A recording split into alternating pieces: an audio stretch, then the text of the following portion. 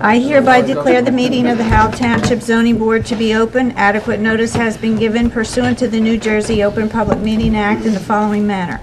First, on May 14, 2008, said notice was mailed to the Asbury Park Press. Second, on May 14, 2008, a copy of said notice was hand-delivered to the clerk of the Township of Howell. Third, on May 14, 2008, said notice was posted in the office of the Planning Board and on the bulletin board in the Howell Township Municipal Building, Preventorium Road, Howell, New Jersey. Public participation at this meeting is prohibited. Thank you. May I have a roll call, I have one please? more notice. Pardon me? I have one more notice, I'm sorry. Yes, please. In accordance with the Fire Prevention Code, please be advised that this facility is designed with 3 emergency exits for your safety. The locations are as follows. Upon exiting the meeting room to the rear, they are to your immediate left and immediate right, and at the front of the meeting room at the left of the dais. Furthermore, smoking is not permitted in the municipal building. How about the tornado notice? It's coming. You never know. Anyway, may I have a roll call now, please? Mr. Amata? Here. Mr. Chirico? Here. Mr. Meyer? Here. Mr. Nansen? Here. Mr. Ryan? Here. Mr. Cerna? Here. Mr. Allen? Here. Mr. O'Donnell? Here. Chairman Benoit? Here. Okay, thank you. Folks, would you stand with me, please? We say the Pledge of Allegiance. Of course, as we do every meeting, remembering all the troops who are safeguarding our freedoms around the world. I pledge allegiance to the flag of the United States of America and to the republic for which it stands, one nation, under God, indivisible, with liberty and justice for all. Pardon me? You see that? That's good. Does look all right. Both Afghanistan and Okay, we have no minutes to approve. Is that correct? Yeah, this is, no, we don't. Okay, swearing in of the professionals, please. Gentlemen, please rise. Raise your right hand. You swear that the testimony you give this evening will be the truth, the whole truth, and nothing but the truth, so help you God. Very well. The record should reflect that we have tonight Mr. Watson, Mr. Gore, and Mr. Mallon all sworn for this evening. Thank you, Mr. Tropoli. Okay, case number 08-06, application of Tropicana Commercial Center, applicant in YCC Development as owner seeking a use variance to construct a shopping center on the site in HD1 zone and ARE 3 zones, block 25, lots 56 through 64, 72 and 73, Route 9 and Lanes Mill Road, partially heard May 12th and adjourned for further hearing. Eligible voters, Sharika, Meyer, Nansen, Cerna, O'Donnell, and myself. Has anyone else read the minutes? Yes, I am. Okay, Rick and John Amata have also now eligible.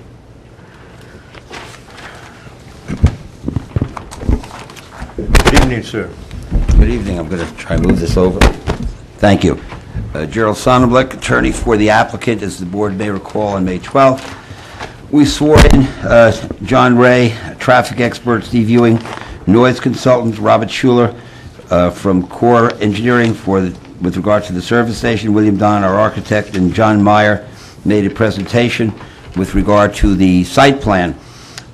We then subsequently had John Ray do an overview before the meeting concluded, knowing that we would all come back and go over it in more detail.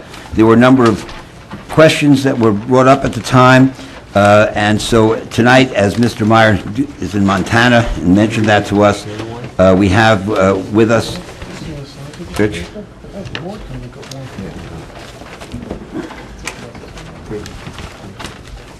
Richard Pearson of the firm, and he has to be sworn in.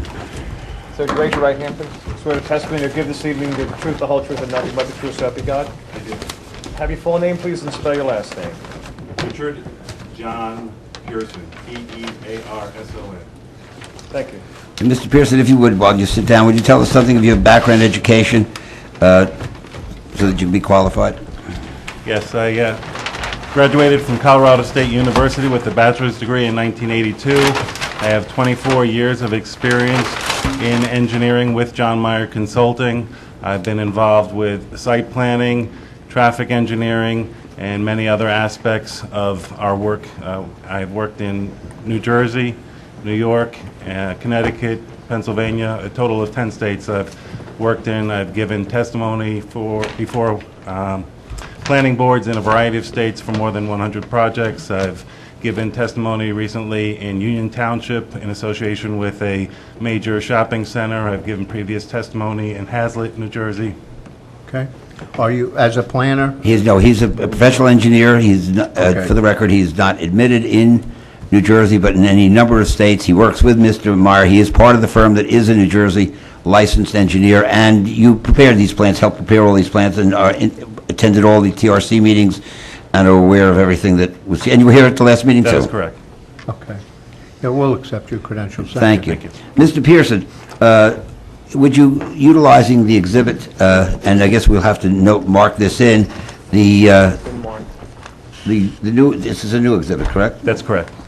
This exhibit is the old exhibit with some changes based upon comments by the board, is that correct? That's correct. All right, for the board's purposes, I'd like, Mr. Pearson, if you would, there is a handheld microphone somewhere.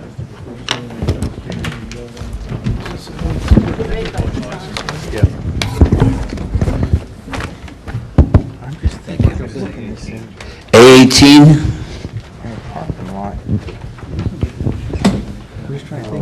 Would you describe A18 for us, Mr. Pearson? Yes, I will.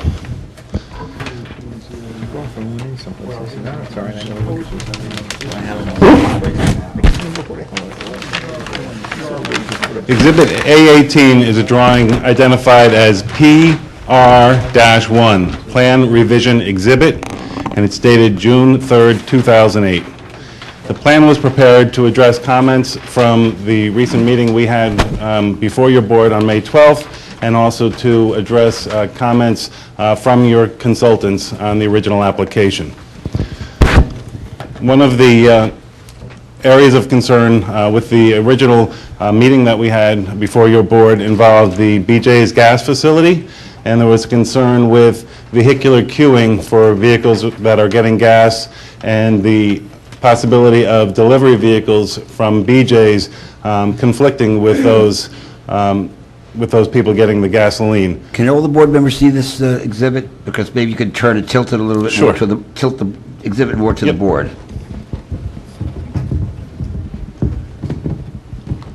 Is that acceptable? Good. Okay, thank you. So we modified the BJ's gas facility by essentially relocating it to the north of its previously proposed location. With the new location, we are able to have 5 vehicles in queue along 4 of the actual fueling facilities, and 4 vehicles in queue for the remaining 4 stations. So it is significantly better than the plan that was previously submitted to the board. There was also concern at the time of pedestrians crossing from the southwest corner of the BJ's Wholesale Club in the vicinity of the Tire Center and walking over to the propane fueling facility. What we have done is we've made a larger island for the propane tank area, and we have provided a pedestrian crosswalk and stop signs and stop bar to slow vehicle speeds and provide a very safe crossing in that area. We have also extended the 2 lanes for the egress driveway onto Lanes Mill Road.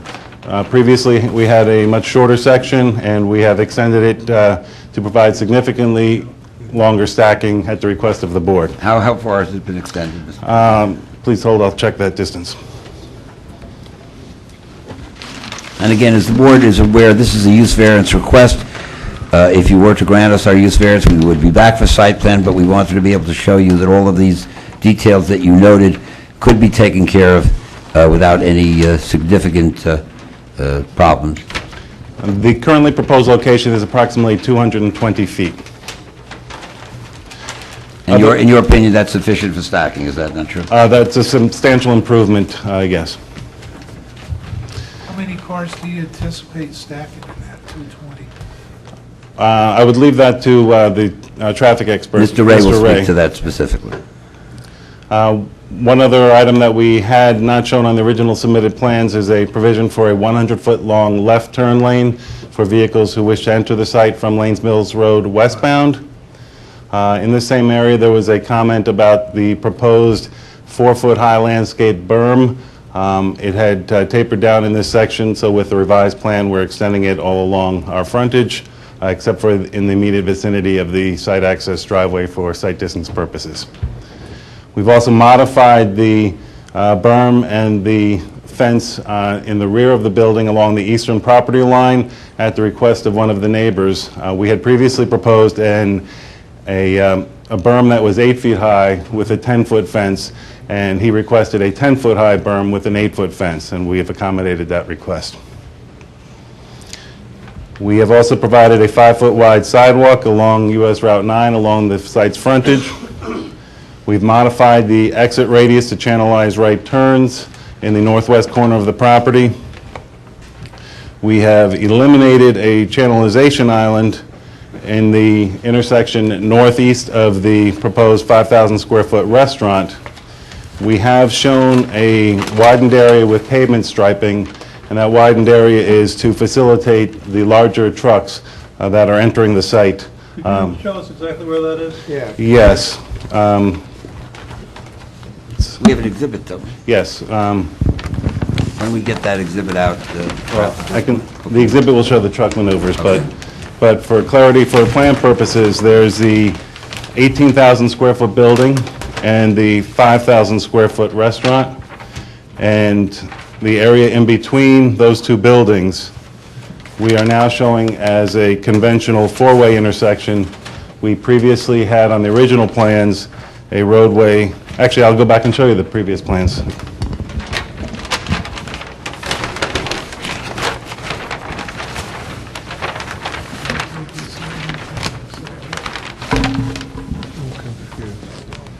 Referring to exhibit, Exhibit A12, which was drawing EX-1, zoning variance exhibit. Yes. That was previously presented by John Meyer. And on that plan, there was a small island within that intersection where vehicles that are coming from Route 9 eastbound, if they were to go straight, they would have traveled on the north side of the island. If they were traveling southeast, they would have traveled on the southwest portion of that island. One of the comments from your consultants questioned that intersection, and we have since modified that to eliminate the small island that was in the area, which was right in here. So a passenger vehicle, or all vehicles, will come up to the intersection, and we've kept this striped area for the larger delivery vehicles to be able to make that turn without encroaching onto the other traffic lanes. has the parking changed at all on the basis of our reconfiguration? Yes, there's been a slight reduction in parking. The currently proposed ratio is 4.93 spaces per 1,000 square feet. And it was previously? It was previously 5.0 spaces per 1,000 square feet. We continue to feel that that is sufficient parking for the proposed use, and Mr. Ray will provide additional information on the parking. We've also increased the buffer in the rear of the 18,000 square foot building to 13 feet at the request of your consultants. With regard to even though this is a use variance, and this is more of an engineering or site plan issue, have we basically complied with and if not, what we could do to comply with the CME or the Jack Mallon report, as the case may be, relating to these specific areas? Yes, I believe we have complied with their comments regarding these specific areas, and that we can comply with all comments contained in their review letters. And we would we'll leave the traffic issues and the truck routes to Mr. Ray?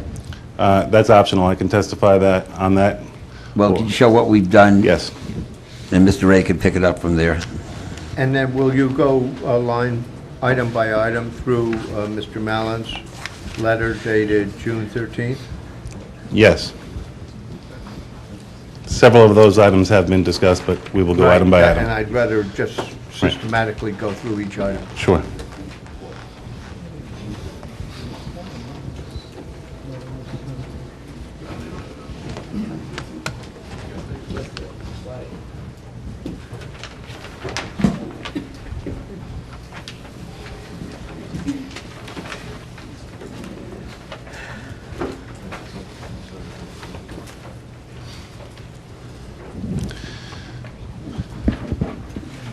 We have a few additional exhibits to be marked. The first one is OST-1, BJ's Delivery Truck, WB67 entry route. Right, we were going to mark these as a set of 4, Mr. Sonnenblick. Would you prefer that we mark them individually? It matters not to me. Right. There's nothing we can do here. Okay, A19. For all 4? I agree with that. Yeah, we'll make it A19 A- with 4 sheets. 4 Right. sheets, A19, 4 sheets. Consistent, right, exactly. Mr. Pearson, when you refer to it, just so you refer to the sheet number. Yes, the first sheet number was OST-1, second is OST-2, the third is OST-3, the fourth is OST-4. And that'll all be A19 as referred. That's correct. Okay. Yeah, that's all these sheets. Info range was out of 10.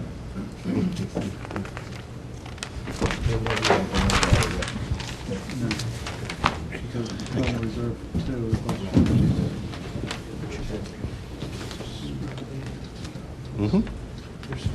Yes.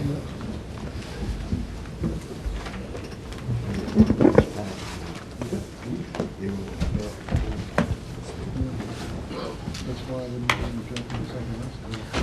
I'm going to go through Mr. Mallon's report first, and then that's a lot of this is planning. They just asked about this. We have answers for it. And we've got those letters that address both of these. Most of it does retail. Well, it's going to be You're either going to for respond, but that letter's, don't forget, it's your testimony, not the, the reserve amount. this is a copy of this, right? Okay, got it. This is ours, That's the only. Right.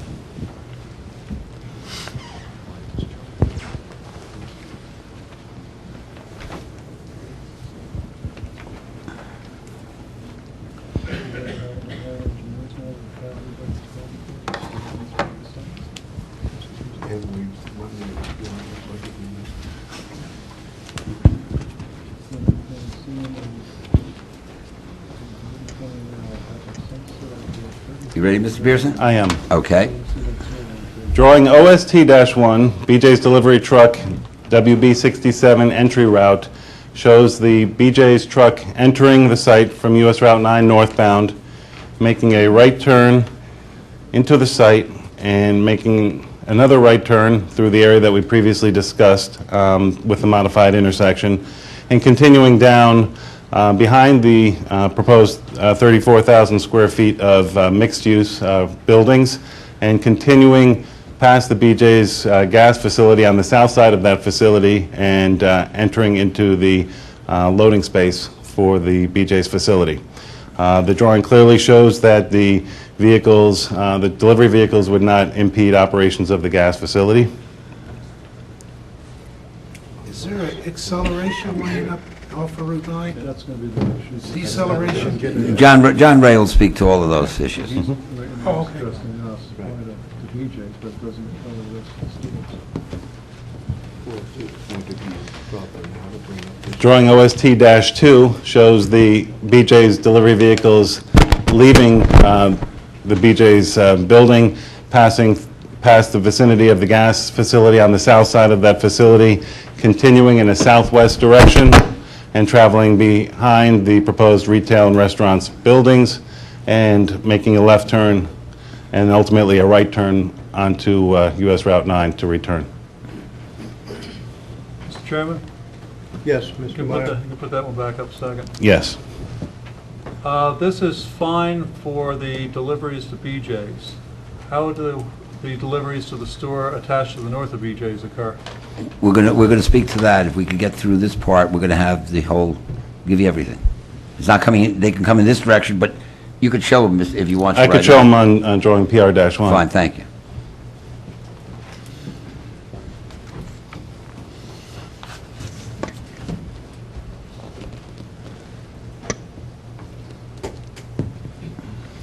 Those vehicles, which would be going to the proposed 67,800 square foot retail building, would come from Lanes Mill Road eastbound and make a right turn into the service driveway in the northeast corner of the property, They would come down to the southeast corner of the retail building and back into the loading space. Those same vehicles would leave the site by traveling south along the eastern portion of the BJ's building, along the southern portion of the building, the BJ's building, and then continuing in the same path that the BJ's delivery vehicles make when exiting the site. Why wouldn't they enter the same way as the rest of the vehicles? Based on the configuration of the loading spaces, the loading spaces are configured in a direction that's Trucks are faced the wrong way. Correct. Without ability to turn back there. This way, they all exit out on Route 9 as well, so in other words, they just come in on Lanesville Road. Is that correct, Mr. that's Pearson? correct. Mr. Chair, Yes, I have Mr. a problem. We have a Lanesville Road and Route 9 is not a very good intersection. The engineer that designed it by the state was a drunk.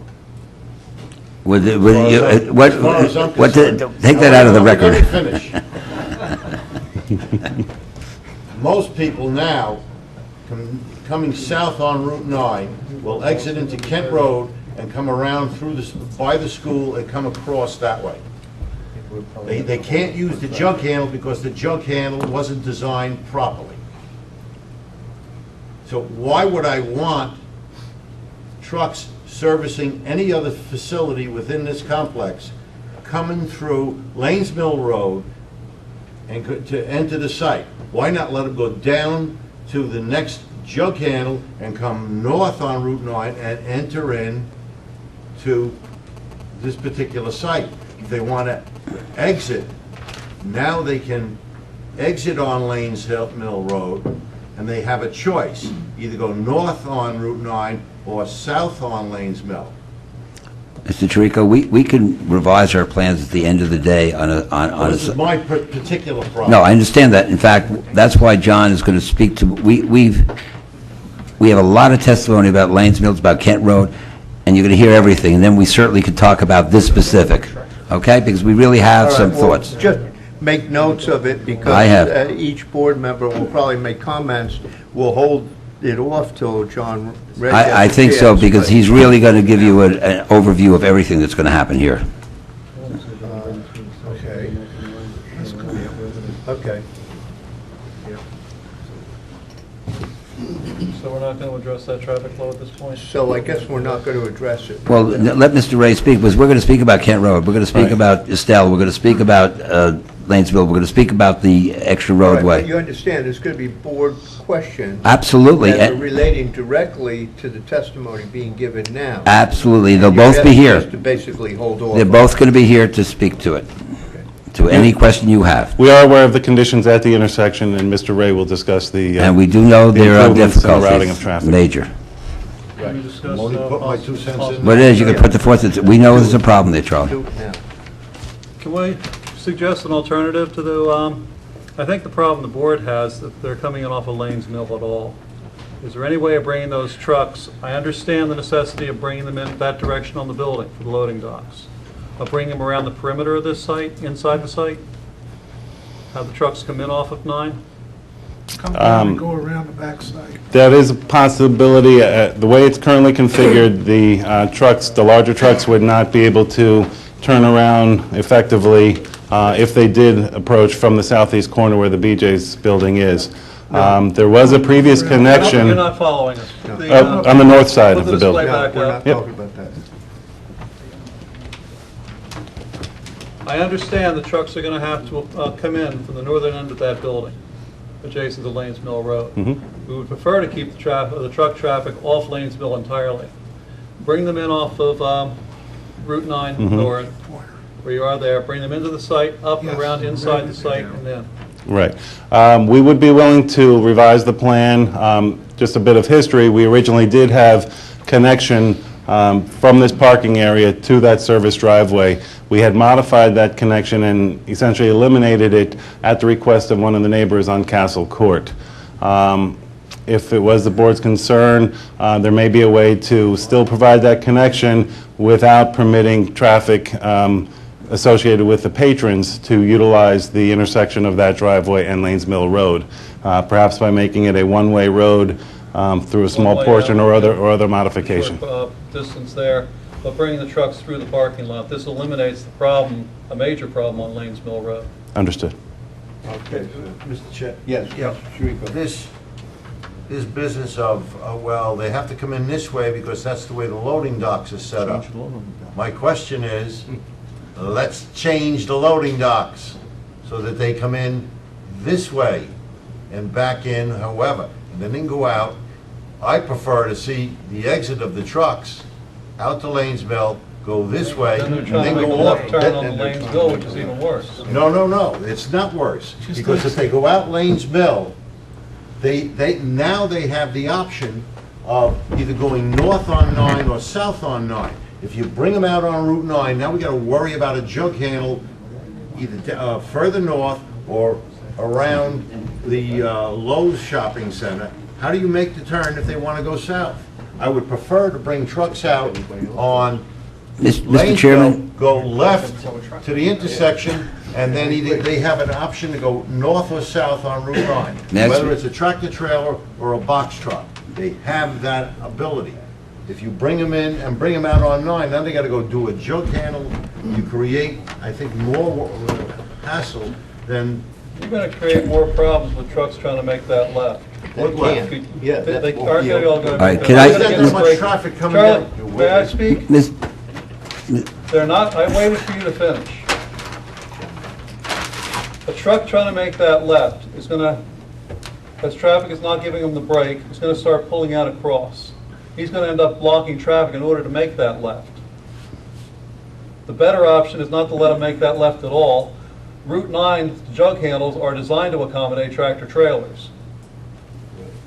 The fact the driver has to go a couple miles further north to make that turn to go back south, I don't think should be a major concern. I would like to, Okay, just for yes. the board, I've been here for many, many years, and I'm going to talk just Jerry Sonneblick stuff for a second. We will do whatever it is that this board, in its majority, because you may have differences, Collective wisdom. yeah, collective wisdom ultimately determines that we should do in terms of the actual physical site plan of the trucks coming in. We could do it all. So this was our work on it at this time, and We understand that this is a use variance.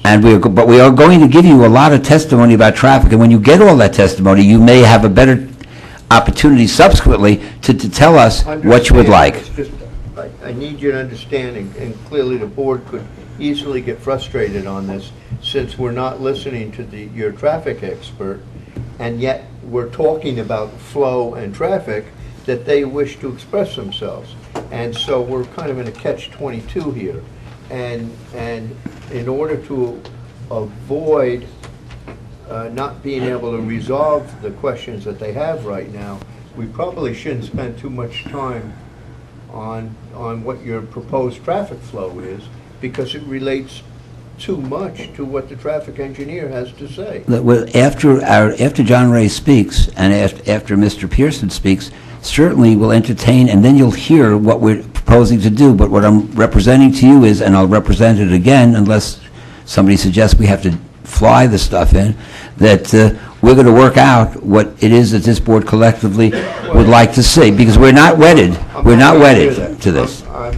I took that for granted, that we have an application in front of us that's flexible to resolve stated concerns. That's correct. So that's a granted, that's a given. We have much bigger things we're going to I take. don't want to have any misunderstanding here. The board has some issues regarding traffic flow, and obviously, we need the traffic expert up here as well. That's understood, yes. So, as you go through, we're listening to you, but, you know, I have a question too. Mr. Meyer had brought up an issue regarding the filling of the gas tanks, for example, by BJ's.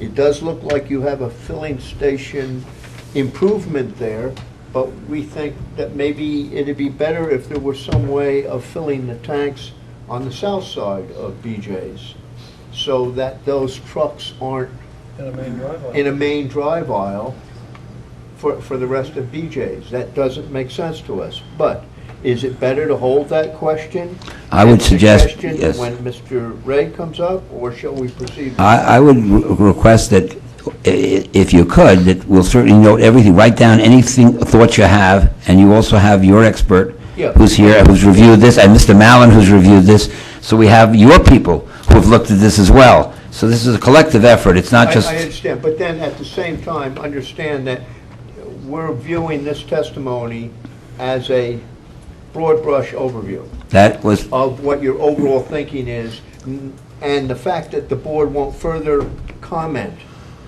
is because they have a whole bunch of specific questions and issues that you won't be able to address until you bring Mr. Ray up. that is correct. At the end of the day, basically, since we're seeking a use variance and certain other variances, like a distance from the German club, for example, buffer-wise, and what we're doing, when you get the whole picture, the fact is those, and we're going to talk about Kent Road, we're going to talk about Lanes Mills, we're going to talk about Estelle, we're going to talk about all this stuff, and so when that's all said and done, the balance of it, which is the interior, we have to show you how this works and why this should be there, why this is better.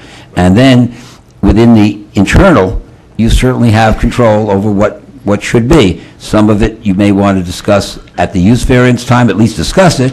In some cases, the record will state that specifically it will be handled at site plan issue based upon what you want. It'd be a shame to go down to site plan level at a later time, granting a use on something that some folks here might consider not doable in a site plan. So I'd rather get any obnoxious issues, if you will, out of the way, and make sure that, gee, that it's workable, even if we don't work the final exact detail at a site plan level.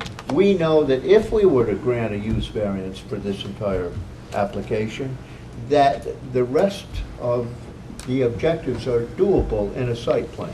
Right, and I appreciate that, Mr. Vinoy, and the answer is yes to that. And as stated at the last meeting, That reasonable, board? Okay. And I'm prepared to speak to site-related issues. right, and once again, one of the things that we're going to be talking about, which is kind of interesting as this relates even to what Charlie said, and everybody said, is the fact that we do have an HD1 that only has access to Route 9, and so all of our vehicles would have to go in and out of Route 9 and then make the jug. But Mr. Ray will speak to that as well, so you'll get the whole picture. Right, because we want Mr. Ray to do the testimony. Yes, but you're not going to, I wasn't sworn in yet. You get more gray hair. The third drawing in the series is drawing OST-3, known as BJ's Fuel Delivery Truck, WB62 Entry/Exit Route. And that pertains to the comment that you had just a few minutes ago, Chairman. The fuel delivery trucks would approach the site from the south along Route 9, take a right turn into the site. They would continue along the same path that the delivery vehicles have for the BJ's main building, and they would pull up on the west side of the fueling tanks for the gas facility, and they would be in their own designated loading area, which is striped out and separate from the travel lanes within the interior drive aisle. You took into account scale. You're still putting the filling operation along the main drive aisle, which is dangerous. Okay, Mr. Pearson, But continue. Yes. possibly that all could be partitioned in the main drive aisle? We could continue to work with the board on some of those details, yes. Okay, because that's the first thing that hit me.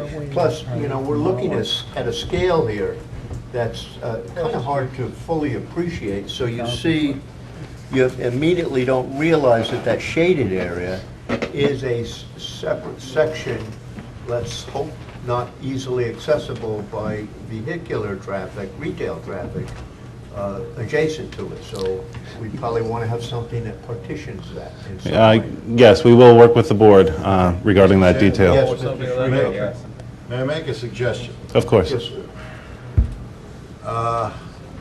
Along here is where you propose the unloading of the tanker into the in-ground tanks, am I correct? That's correct.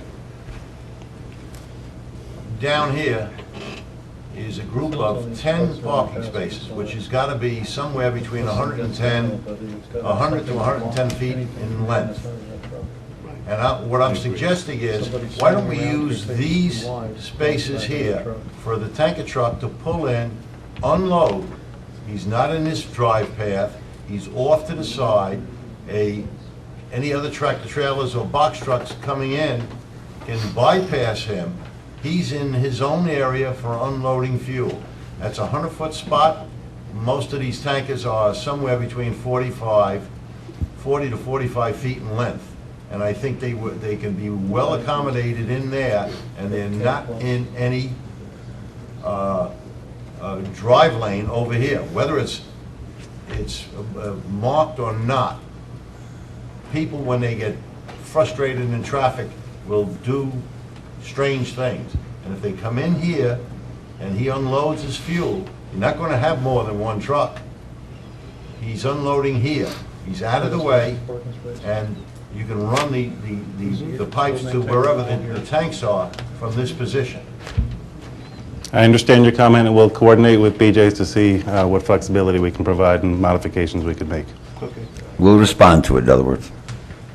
Well said. Based on the current configuration, the BJ's fueling truck would then leave from this area after making the delivery and go straight north and then take a left turn and travel west and make a right turn out of the site. Okay. That works.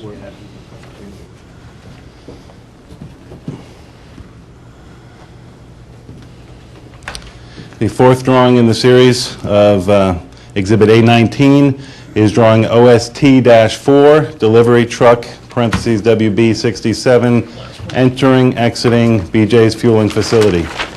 And it's a blow-up of the plan that you previously saw showing a more limited route, and this is a 20-scale plan which shows that the delivery vehicles both entering on the top of the plan as well as exiting on the bottom of the plan can make their maneuvers without encroaching into the modified BJ's fueling facility area.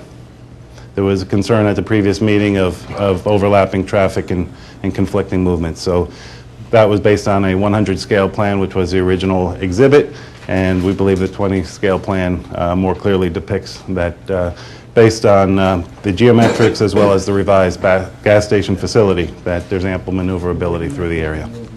Yeah, okay. They don't block That helps, the, that helps. Thanks. they don't block the travel lane to the other buildings.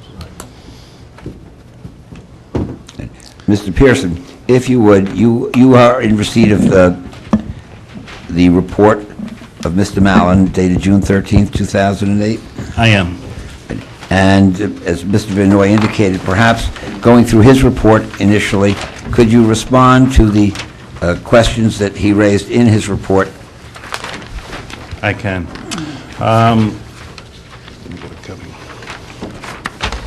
June 13th. Right. Mr. Mallon's June 13th letter addresses the plan revisions that we just spoke about.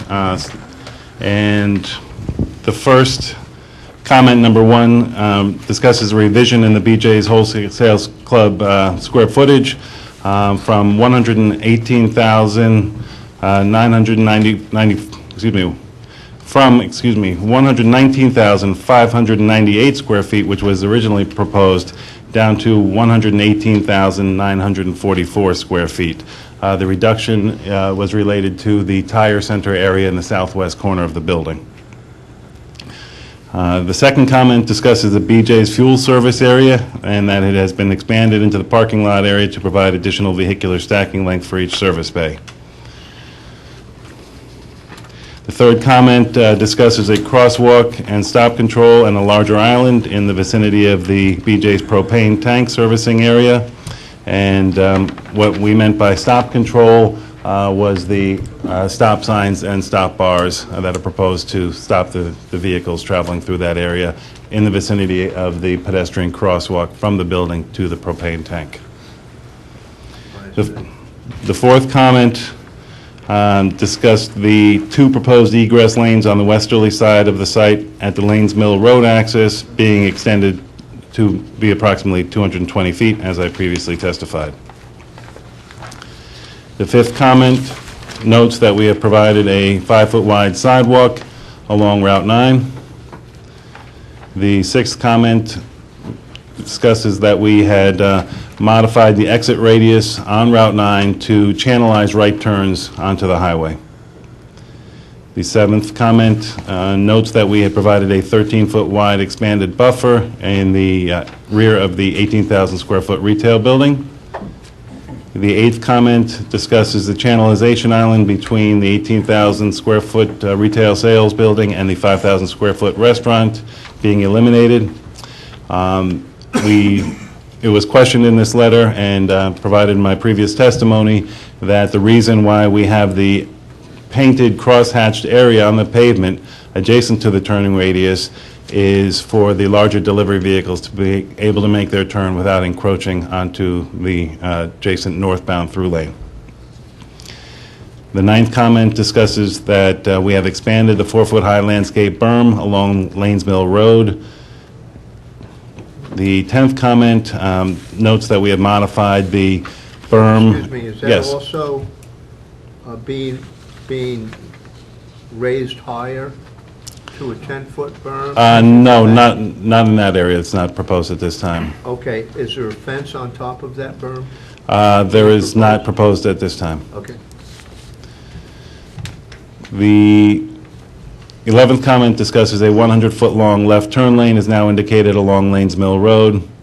And then the 12th comment discusses delivery truck movements that we have shown that the vehicles will circulate throughout the property. One additional modification that I had neglected to mention in the testimony and that was not clearly shown or called out on the plan is that we have provided a crosswalk from the Lanes Mill Road sidewalk onto the northwest corner of the proposed 67,800 square foot retail building to provide pedestrian access. Mr. Chair? Yes. On number 9, that 4-foot high berm along Lanes Mill, how does that affect the site triangle? We had limited the berm in the vicinity of the driveway at the northwest corner so as not to impede sight distances for vehicles exiting the property. Okay. Mr. Chairman? Yes, Mr. Meyer? Number 7, the 13-foot wide buffer behind the 18,000 square foot retail. Yes. What is that buffering to? It's commercial property. So we don't need use buffers or anything else? That's correct. So this is just a visual screening for the neighbor? Yes.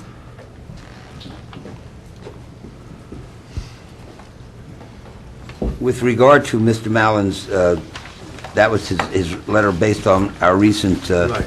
response, but we have a May 8th, 2006 report, 2008 report, and you're aware of that, and I think you've prepared responses to that as well. So if you could, the board has Jack's May 8th report on those that are specifically related to what we've done, past the general comments, let's say, starting with, look, I think Jack thought the plan was perfect. One second, I don't see any problem. Well, we do have a few pages of responses, Okay. both to Jack's letter and to Right. Mr. Peters' letters. Where he said the applicant should address the board, and of course, in some cases, I got May 21st. you have May 21st? That's okay, go ahead. Oh, I'm sorry, April 21st. We have April April 21st. 21st, okay. Is that the one we're working from? No, the May 8th. We're going past that one. We have a April 21st, and then we have a May 8th. It might be in there. May is the updated one, so we should work from the May 8th report. Let's just hit, you have your responses to listings, right? And this is responses to his May 8th report, right? Correct. I don't have it. That, I'm looking. No, I don't have a May 8th. I think that was part of the exhibit list, I think. I don't have a May 8th. I got a March 27th, we got the April. And John needs one. Here. You have it? That's Mr. O'Donnell's. It was separate. That way you can have it, go ahead. You're right, actually, you're right. Well, you have inter-office reports, you have the April 21st, but not the May 8th. We can make copies of it, we have it here. I can just provide responses to the highlights. We can make responses to it, tell you what he asked, what he said, and tell you what we thought. Yeah, I just wanted all the board members to be able to follow it and go through. We have it down this end. You do have it down that end? Go ahead. All right. Do we have any Mr. extra copies O'Donnell. among our group? Can I hand that?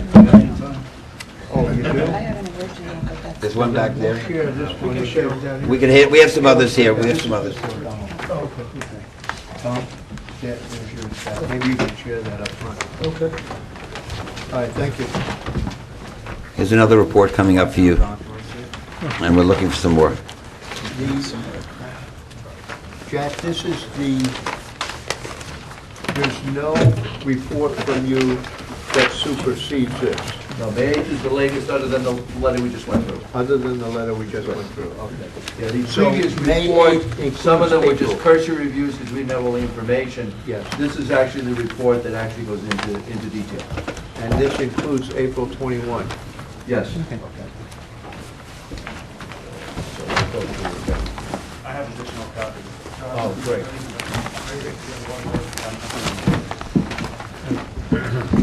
I guess you copies here.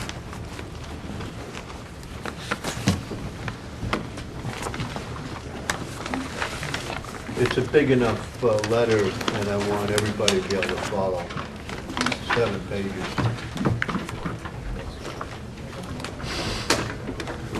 And behind your thumb is just 29. Every other one.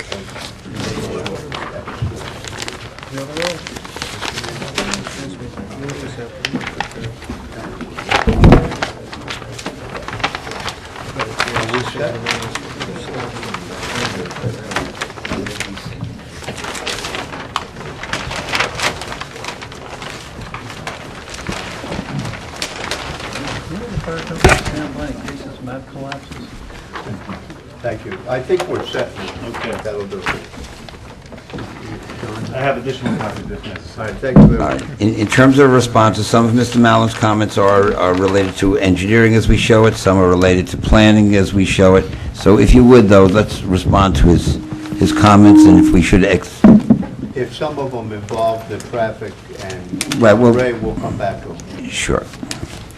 Want to start with the, I guess, on page 4, that would be the first part, the applicant should address the board on the following issues. Right. Well, we have these comments, B1. Before we get to page 4, can I have your comments as to whether you accept Jack's overall comments on page 1 and 2 and the general comments? General comments, yeah. Yes, To make sure that we're all on the same page here, it's correct. I believe we accept all of his comments. including page 3 where he describes the requested waivers and variances. Yes, and that's what I was going to go through one by one, if you On prefer. page, starting on page 3. That's correct. Okay, page 3 Okay. instead of page 4, fine, thank you. That's what- All right, page 3, Right. B1, is that correct? That's correct. And so we stipulate that we're in agreement want all the any way of up that? till there. Right, we actually, Mr. Pearson had prepared, I have here 1, 2, 3, a bunch of copies of an actual response to Mr. Mallon's comments in his April letter, so I can hand them to you. He's going to speak to them anyway, and this will perhaps help you. Here's an original that can be marked. Wait a minute, we didn't receive a copy of this. Oh, yes. This is just to help you go along with what we're talking about. Just hand them out. This is the H1, I guess. Yeah. It's more, it's not evidentiary, it's more informational, that's all. I see. Here, you go over it. I have a copy. And we also have that when we address Mr., the CME questions as well, so you'll have that to run along with us. All right, thank you.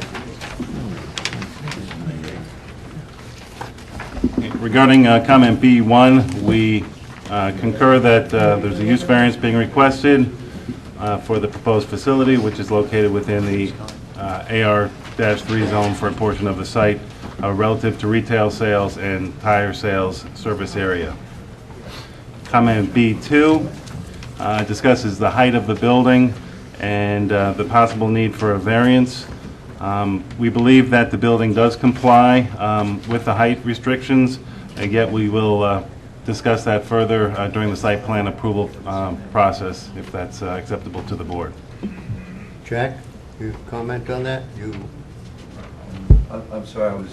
I'm sorry, I, On yeah. B2, that was? Yes. B2. We said If I- we, go ahead, what did you say, Rich? Repeat it for Jack. What I had said was that we believe that we comply with the regulations. We would hope to discuss the details of this during the planning board, during the site plan approval process. One point of clarification is that the original drawings that Mr. Mallon was commenting on did not have dimensions of the building heights and of certain elements. He had scaled those. There were subsequent revisions, minor revisions, and based on the specific definitions, we will work with Mr. Mallon to determine if a variance should be requested during the site plan And the approval board should be process. aware, as Mr. Tropoli, I believe, would concur, that we're not asking for these waivers or variances. That would become a site plan. You can grant them or not. You could tell us, forget it, we want it to be 32 feet or whatever the number is. Yes. It's just, we're just showing what's here now, and if you were to grant us a use variance, you're not granting us any other waivers or variances except, as you specifically point out. Well, the purpose of that comment was that if that was the true height, you need another use variance. We would need the answer is yes. As you stand right now, you'll either comply or you'll ask for an additional variance if you get the site plan. Correct. Correct. Comment B3 related to the setback of the BJ's Fueling Service Facility relative to the 60-foot property line setback. The original plan was approximately 58 feet from the property line. Based on the substantial shift in the location of the fuel serving facility, we are well beyond the 60-foot setback at this time. There was also a comment that the ordinance requires a 25-foot separation between the two islands of the fueling facility, and we have modified the plan to provide a 25-foot distance between the different islands within the fueling facility, where 22 feet were originally proposed based on the BJ's prototype. Comment 4A, actually all of comment 4 discusses waivers. Comment 4A is relative to a riparian buffer, and we would hope to address that during the site plan application process. Then there's also a comment relative to the proposed parking, and we are currently proposing 4.93 spaces per 1,000 square feet, where 5.5 spaces per 1,000 square feet are required based on the ordinance. Mr. Ray will speak to that. Correct. Mr. Chairman, you do realize, Mr. Pearson, that once you get to a certain percentage of the parking, you no longer become a waiver, you become a variance? Right, I believe it's 20%. Just so you understand. Yep, thank you. Then comment 4B is that the applicant is adjacent to lot 70 and 71, which are within the ARE-3 zone, and that both lots are presently occupied by the German Club, which is a private club organization use within the existing ARE-3 zone. And we will be testifying as to why we want a variance from that for obvious reasons. Yes. Number 5 is additional issues. A and B will be responded to by the planner in Okay. future testimony. Okay. C discusses the fact that we have substantially exceeded the required buffer along the entire eastern frontage of the site and along the portion of the southern property which is within the ARE-3 zone. 5D discusses the heights of the 3 satellite buildings. The specific height is not known at this time. We believe they will be approximately 20 feet. and no building height variances will be required since the permitted building height in the HD-1 zone is 45 feet. 5E discusses a 150-foot buffer from the northern reaches of Dix Brook rather than the township's 300-foot buffer, since the applicants, we believe the environmental consultant on the project feels that a 150-foot setback is appropriate. We will provide additional testimony on that during the site plan approval phase, and that is a portion of the site that's currently zoned for the proposed uses. Mr. Chairman? Mr. Meyer? I believe Dix Brook is part of the Matitaconk watershed, which is all C1, which is going to fall under the state's jurisdiction. That's understood, and the environmental consultant on this project has had communications with the state DEP and is currently working with them on that issue. Right, we'd have to get their approval. F involves site stormwater to be controlled by stormwater basins, underground storage, and recharge areas as required. A detailed stormwater design and stormwater management report will be submitted at the time of site plan submission. How does that, excuse me, Mr. Yeah, Chairman. go ahead. How- Answer. hey, I guess this is just for our professionals. How does that work with the gasoline? You can't recharge, can you? Well, you have to be a certain distance away. Okay. That would be the site plan, but the question is, my comment here was, the basins in the plan don't appear to be large enough. What they're saying is, we're gonna supplement it with underground recharge, and they'll be able to comply. That's correct. Okay. And there could also be underground storage pipes in certain areas, and we'll work out those details with your board and your consultants during the site plan approval process. 5G involves the landscaping being shown on the plan is conceptual, and that we will satisfy all the requirements during the site plan approval process. The original plan showed one tree in each of the end islands. We have since shown 2 trees in each of the end islands, and we'll continue to work with the board and your consultants on that issue. 5H involves the water supply and sanitary sewer. We will be served by public water mains that exist along Route 9 and Lanes Mill Road, and we will coordinate with the New Jersey American Water Company regarding the details of the service. Sanitary sewer will be provided by an 8-inch gravity sewer, which will connect to an existing 8-inch gravity sanitary sewer on the east side of US 9. 5I involves the fact that the actual trash, let me see the specific wording.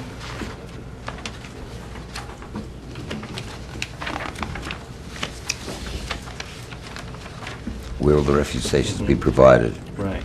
There are none shown on the plan. Yes, we have added those to the plan. We've added trash enclosures that are shown on the drawing PR-1.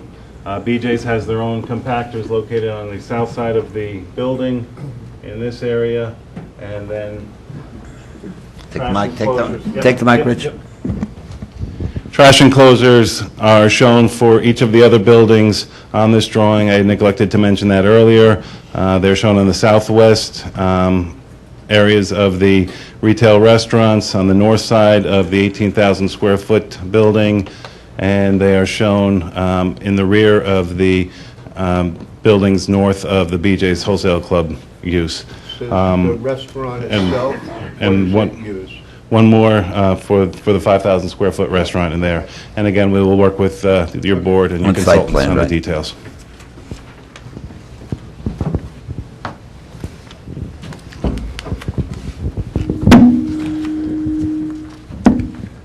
Canopy.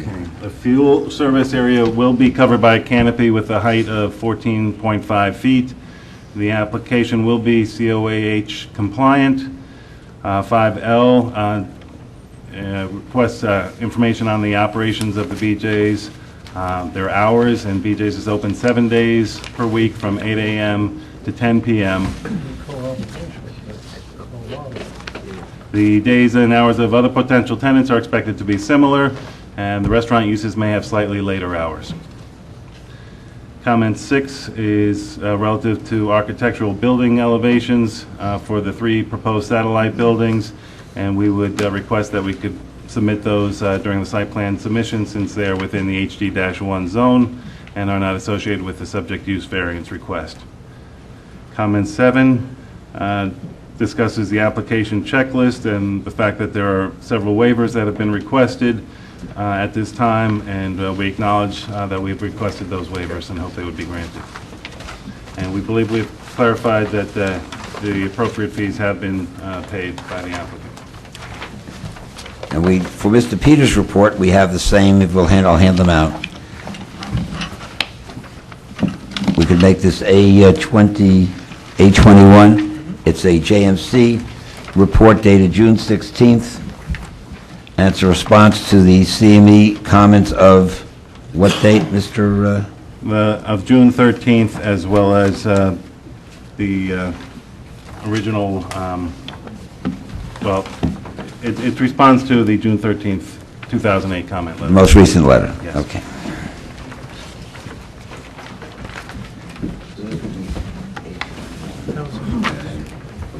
Mr. Sonderlich, for the record, A21 is dated what? June 16th?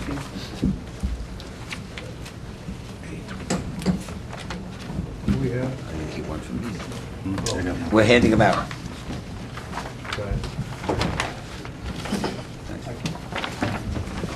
I have additional copies if desired. Good? You give it to the board. The professional.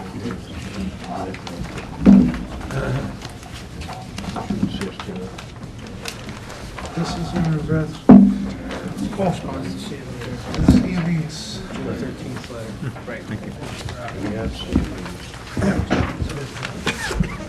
I have additional copies of the CME letter also if desired.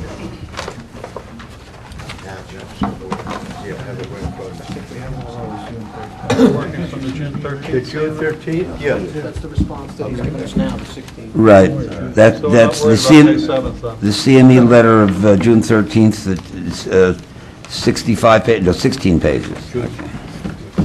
The June 13th letter will supersede the previous letter. You kind of incorporate both in. Okay. Okay, 16 pages. Got it.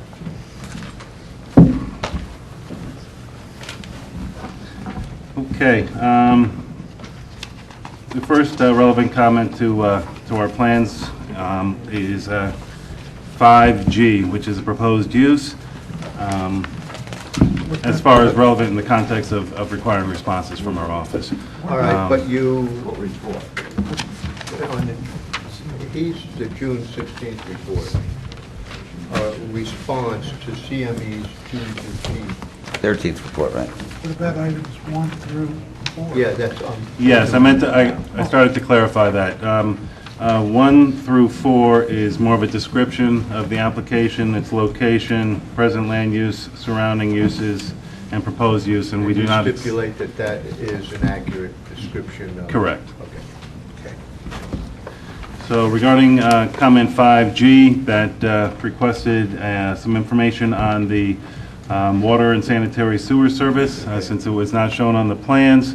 Again, the plans that were prepared were more preliminary for the purpose of the variances that we're requesting for the use. As I mentioned earlier, the site will be served by public water and sanitary sewer, as described in my previous responses to the other letter by Ernst. Okay, by Mr. Mallon, excuse me. 6 discusses the secondary variances / waivers, and we discussed the fact that we're aware that lots 70 and 71 contain the German American Social Club, and that the applicant or the planner will discuss the need for more substantial buffer with the board, as well as the need for further buffering along Lanes Mill Road. I did mention that we had expanded the 4-foot berm along Lanes Mill Road, and we'll work with the board on any additional buffering that may be practicable. Okay. B involves the parking that's proposed, and again, we believe that the 4.93 spaces per 1,000 square feet of gross floor area is appropriate based on our experience designing shopping centers throughout the United States, as well as information published by the Urban Land Institute, and Mr. Ray will provide further testimony based on his own studies of the area. Okay, is there a discrepancy between CME's computation of 5.5 spaces that had been required? Well, 5.5 is a requirement. Our original application proposed 5.0. Right. And with the changes that we've made to the plan Okay. to address the board's comments and the consultant's previous comments, that brought us down to 4.93. Okay, comment C discusses the building coverage within the residential portion, and we are aware that we exceed the coverage requirements, and that the total overall building coverage for the site is 17.2%. Comment D discusses a loading space on the west side of the circulation island. That is located here on the southeast corner of the 5,000 square foot restaurant. This space is associated with the restaurant use, and it's envisioned that the vehicles would come in, load here, take the merchandise into the restaurant, and then exit the site in the route that the BJ's fueling truck follows.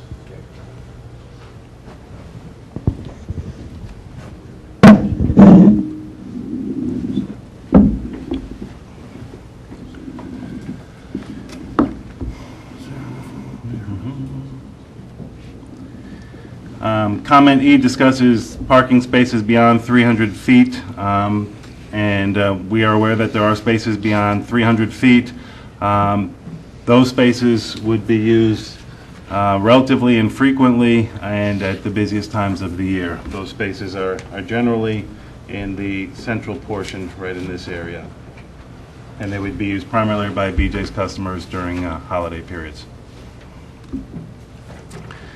and that the shoppers are accustomed to walking greater distances during the holiday periods. And BJ's has reviewed the site plan and is comfortable that those spaces will be satisfactory. Will BJ's employee parking defined? There will be some designated BJ's parking spaces in the rear of the building and a few on the southern portion of the building, and we could work with the board relative to those additional spaces as well.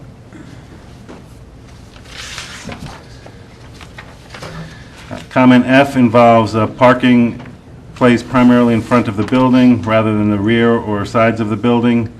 And Let me suggest, and Mr. Barr can comment, we have a community design ordinance that the planning board's having significant problems with, that was adopted because it doesn't really apply to all zones. It's an all-inclusive one, and we would have to relate to that at that time. That ordinance is still in effect by the time we get here for site plan approval. So I think, am I correct, Mike, that F, G, and H are, well, H may not be. F and G, I think, are. H is also, I believe. H also is a community design standard? That's correct. So we'd like to pass on that at this time. We'll deal with that at site plan, if it's still around. Comment 8 relates to use variance and the... Mike? Well, it's the, Yeah. I mean, it's the board's prerogative. These No, are... no, please. Oh, these are basically items that are site plan and would be covered under that issue. Yeah, that's what they're asking for right now. That's correct. Oh, you're just agreeing? He's agreeing. Yeah. Okay. I'm sorry. Maybe we're misunderstanding. I'm sorry. Go ahead. What they're saying I'm agreeing with is that they're, it's okay. a site plan issue and it's being reviewed right now, and it's up to the board to look at these items. Okay. It doesn't affect then the approval or denial then of the use, No. the length of the building. That's basically what you're saying? That's correct. Okay. So we're not giving up that fact down the road, just... We're going to address these items during site review.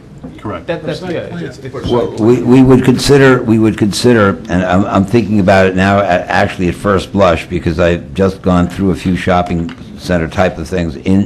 the planning board where none of it seems to fit, because it doesn't. I mean, it doesn't even fit in adult communities, it doesn't fit, just doesn't work. So, again, we would be looking for a measurement greater than 200 feet in length, but we'll deal with architecture and the like at site plan time. I just don't want to be bound when we hit site plan because of this print we have in front of us. No, you're not, as I said before, you're not bound to anything except what you specifically give us, so you don't have to be concerned that we're going to get something out of here that you're not giving us at this meeting. Yes, we reserve the right to revisit all of these issues that affect site and/or possibly subsequent use variance requirements. Or subsequent you, yes, That, absolutely. Mr. Chair, we need to have this record pretty clear because we're already in the 6th month of this year. At the end of this month, some of us, hopefully we'll all be back, but some of us might not be here. I don't know how fast they're willing to move on site plans, so this board could very well What change. is your objective from a As fast as we can, if you were to give us an approval, it depends how fast our engineers can work. Remember, we're going to have DOT, we're going to need DOT approval, No, so but nothing. you to provide this board a site plan. Yes. Assuming you were to receive use Right. variance within the next month, let's say. Okay. Are you capable of producing a site plan and having a full review before the end of the year? Yes. Mr. Pearson said yes, he's the guy who's going to have to do it, so the answer is yes. That's my only concern is because, Is Yes. that your plan? Is that your? Our plan is, actually, my client's plan is to get it in, if you were to grant a use variance, to get it in the next day if his engineers could produce it. And, I mean, as fast, and we've done a lot of work on this, so it's not like it's going to be from scratch. But we're going to have to take into account your comments, too, after we get finished with it, as to the design. Perhaps we're going to have to make some changes to the design based on what you were telling us. also our schedule too. But you'll have the plans, and Mr. Tropoli, I'm sure, is going to have a nice list there for us, too. I always do. That's true. Okay. Just wanted to clarify, one of those three comments, G, related to the sidewalk that was requested from Lanes Mill Road to the 67,800 square foot building, and we have provided that, as I previously indicated. Comment 8 relates to use variance, and the planner for our project will address that issue. 9 is relative to traffic circulation, and Mr. Ray will address those. 10 is related to architectural plans, and we hope to provide that additional information at the site plan application stage. Comment 11 relates to discussions with the board. Testimony on the overall operations of the site was discussed with the board by John Meyer in our previous meeting, and I have described the changes that were requested by the board and your consultants. The owner applicant will be clarified, and then compliance with Article 4, standard of performance. There has been discussions with the board, and there will be additional discussions relative to those standards of performance.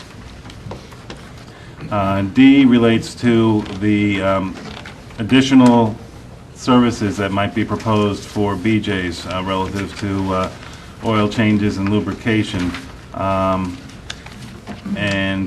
BJ's is not proposing anything more than the oil change and lubrication. There's no actual servicing of vehicles or other things that are proposed by BJ's. And the tire facility. That's correct.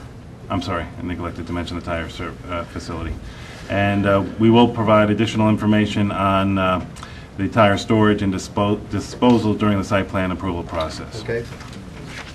There are a total of 4 pump islands with 8 pumps proposed for the facility. The clarification was requested on that issue.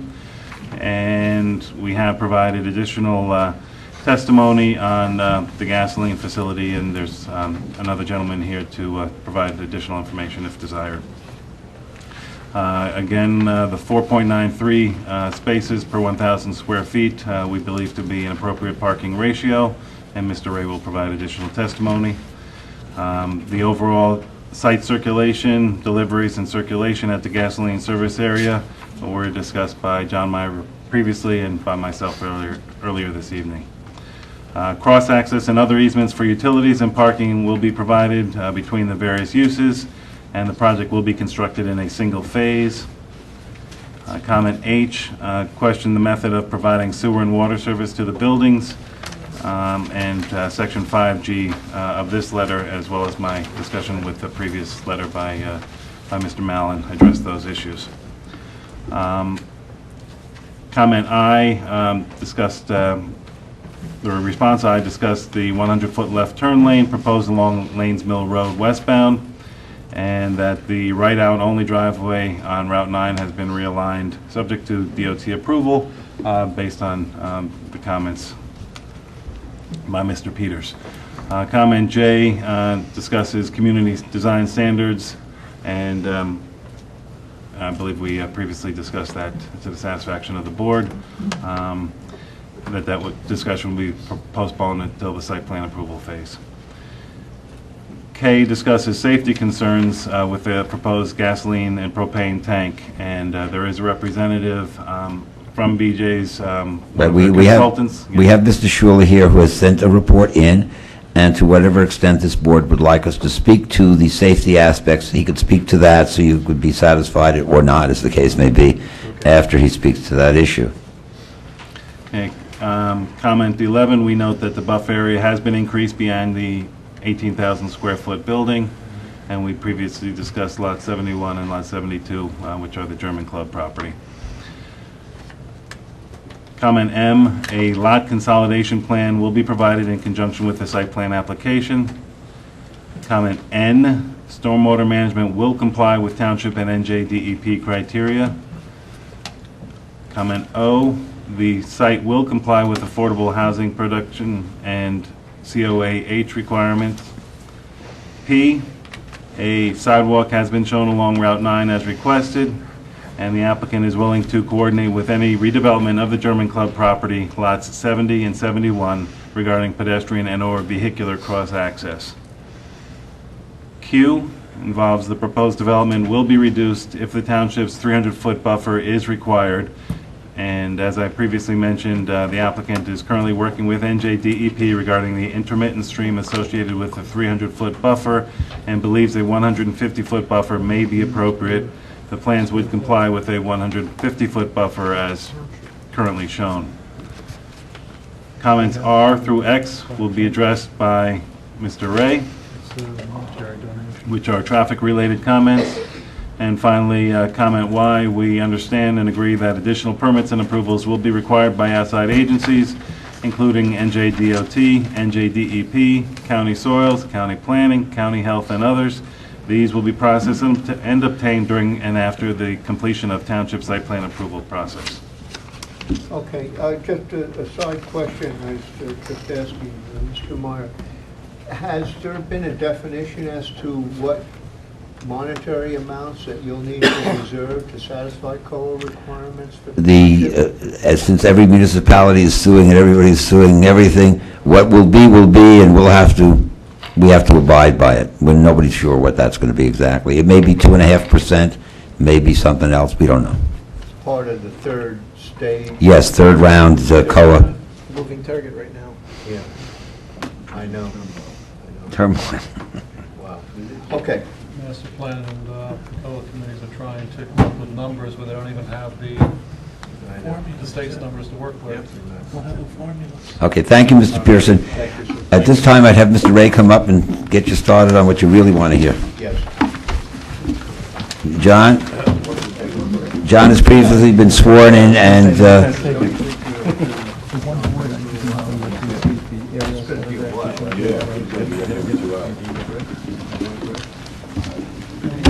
Need a break?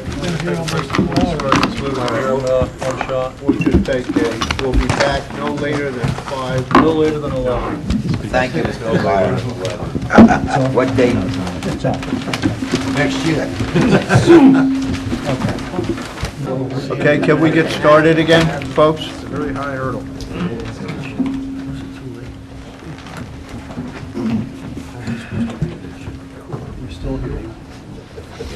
As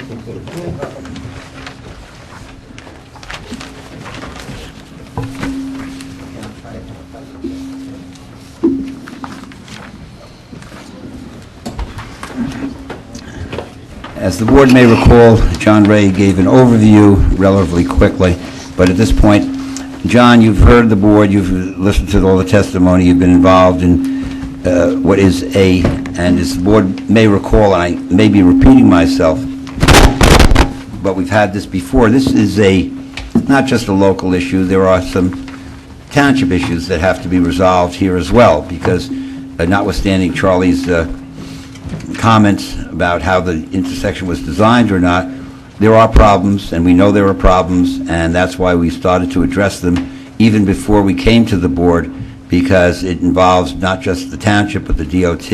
And with that being said, John, would you, in your usual brilliant fashion, go through what we're doing and what we're thinking about, and what you did in order to arrive at these conclusions?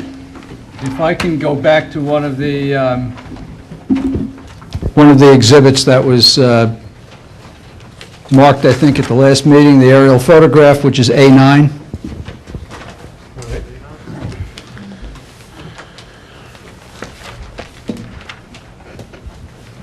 I just want to use this to go over the road network and just refamiliarize everybody where the site is, where the major access roads that lead to the site are, the major intersections that everyone is concerned about, and go over the scope of the traffic study that we did. A9 is an aerial photograph showing our site basically on the southeast corner of the intersection of Route 9 and Lanes Mill Road. The traffic study that we prepared looked at a total of 5 off-site intersections. I want to go over them one more time with the board.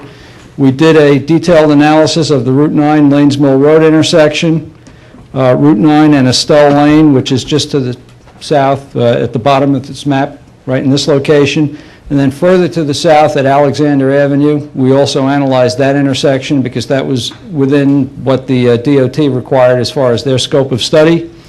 We also looked at the intersection of Kent Road and Lanes Mill Road, which is a intersection under the jurisdiction of the township and is an area of concern, as well as the intersection of Maxim Southard Road, which is a north-south collector road, and Lanes Mill Road. So we looked at a total of 5 intersections.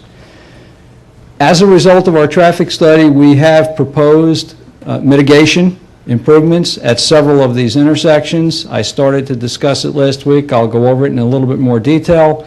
And perhaps if Rich is still here, of course he's not. I have some boards that will help explain what we're proposing. This one.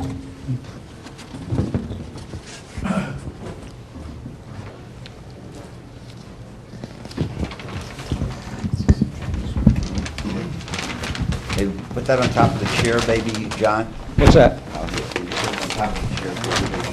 Flip a couple feet. Like this, We don't, You know, here. oh, okay.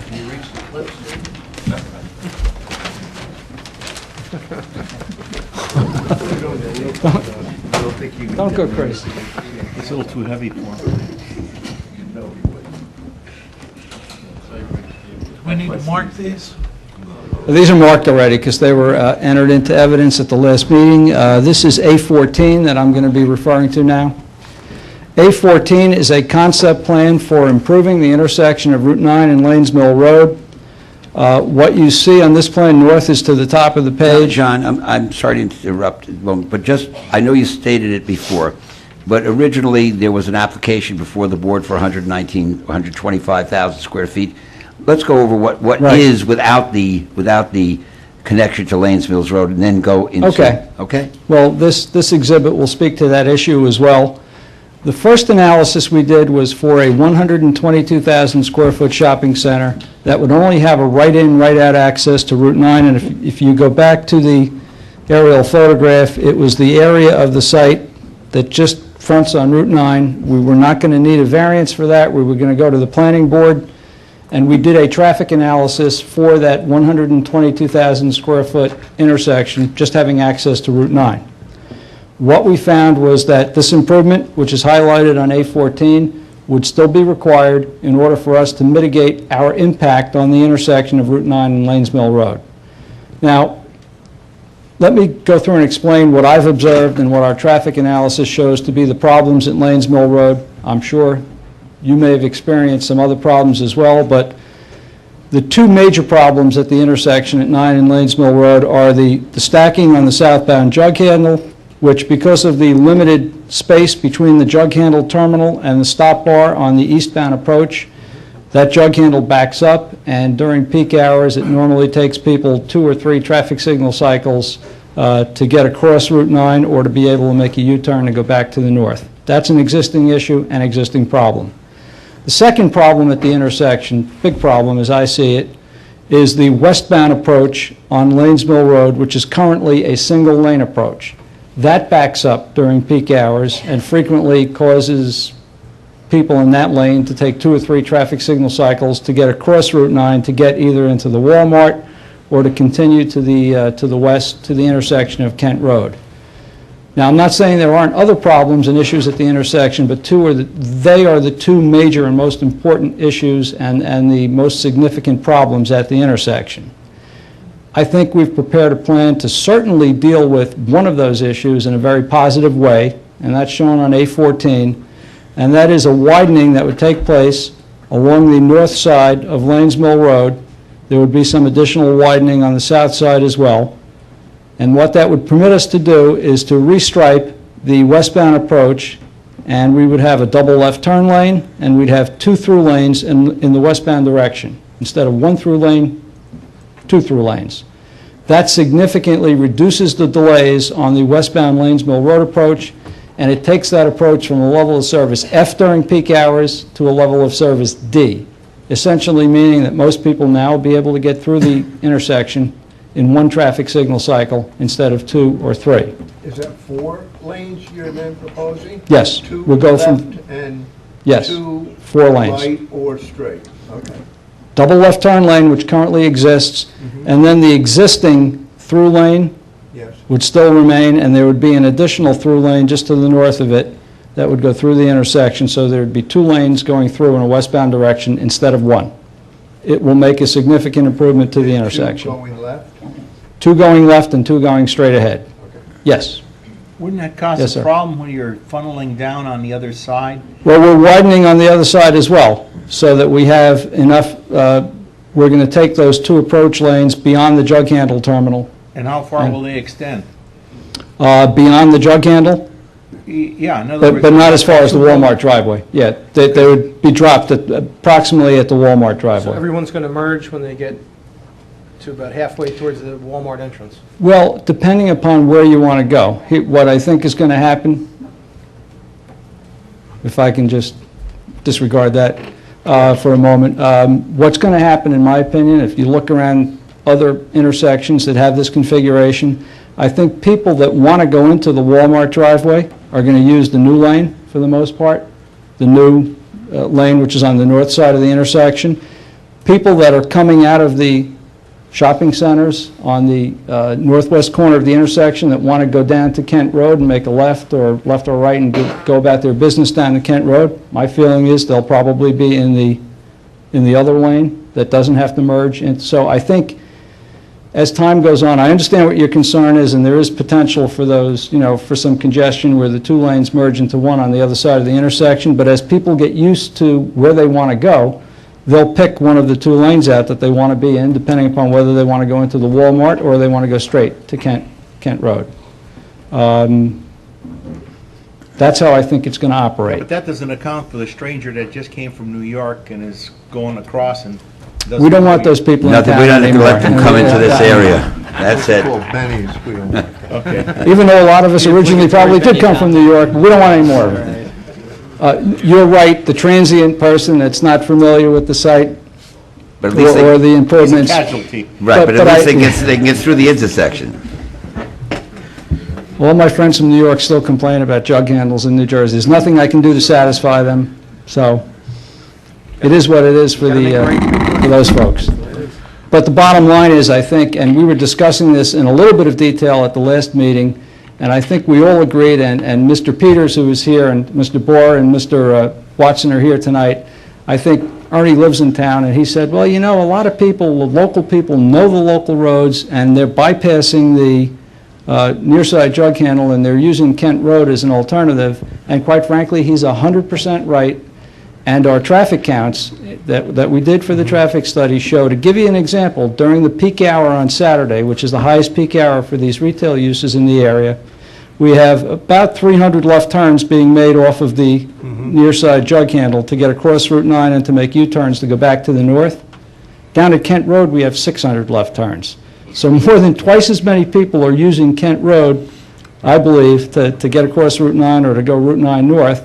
They're bypassing the jug handle. They're local people that know that Kent Road is there, and Kent Road is basically serving as a de facto jug handle. As a result of that, we are also proposing an improvement to the intersection of Kent Road and Lanes Mill Road, because we analyzed that intersection. We realize a lot of the local people are using that as a bypass to the near side jug handle, And which is to give problematic. to give Ernie his due, Ernie said, gee, that's the problem, and we all looked at it because he said, that's the problem. That would help this if we did Kent Mr. Road. Ray, Mr. Ray, before you go to that, Yes. I've got a couple of questions right Okay. here for this one.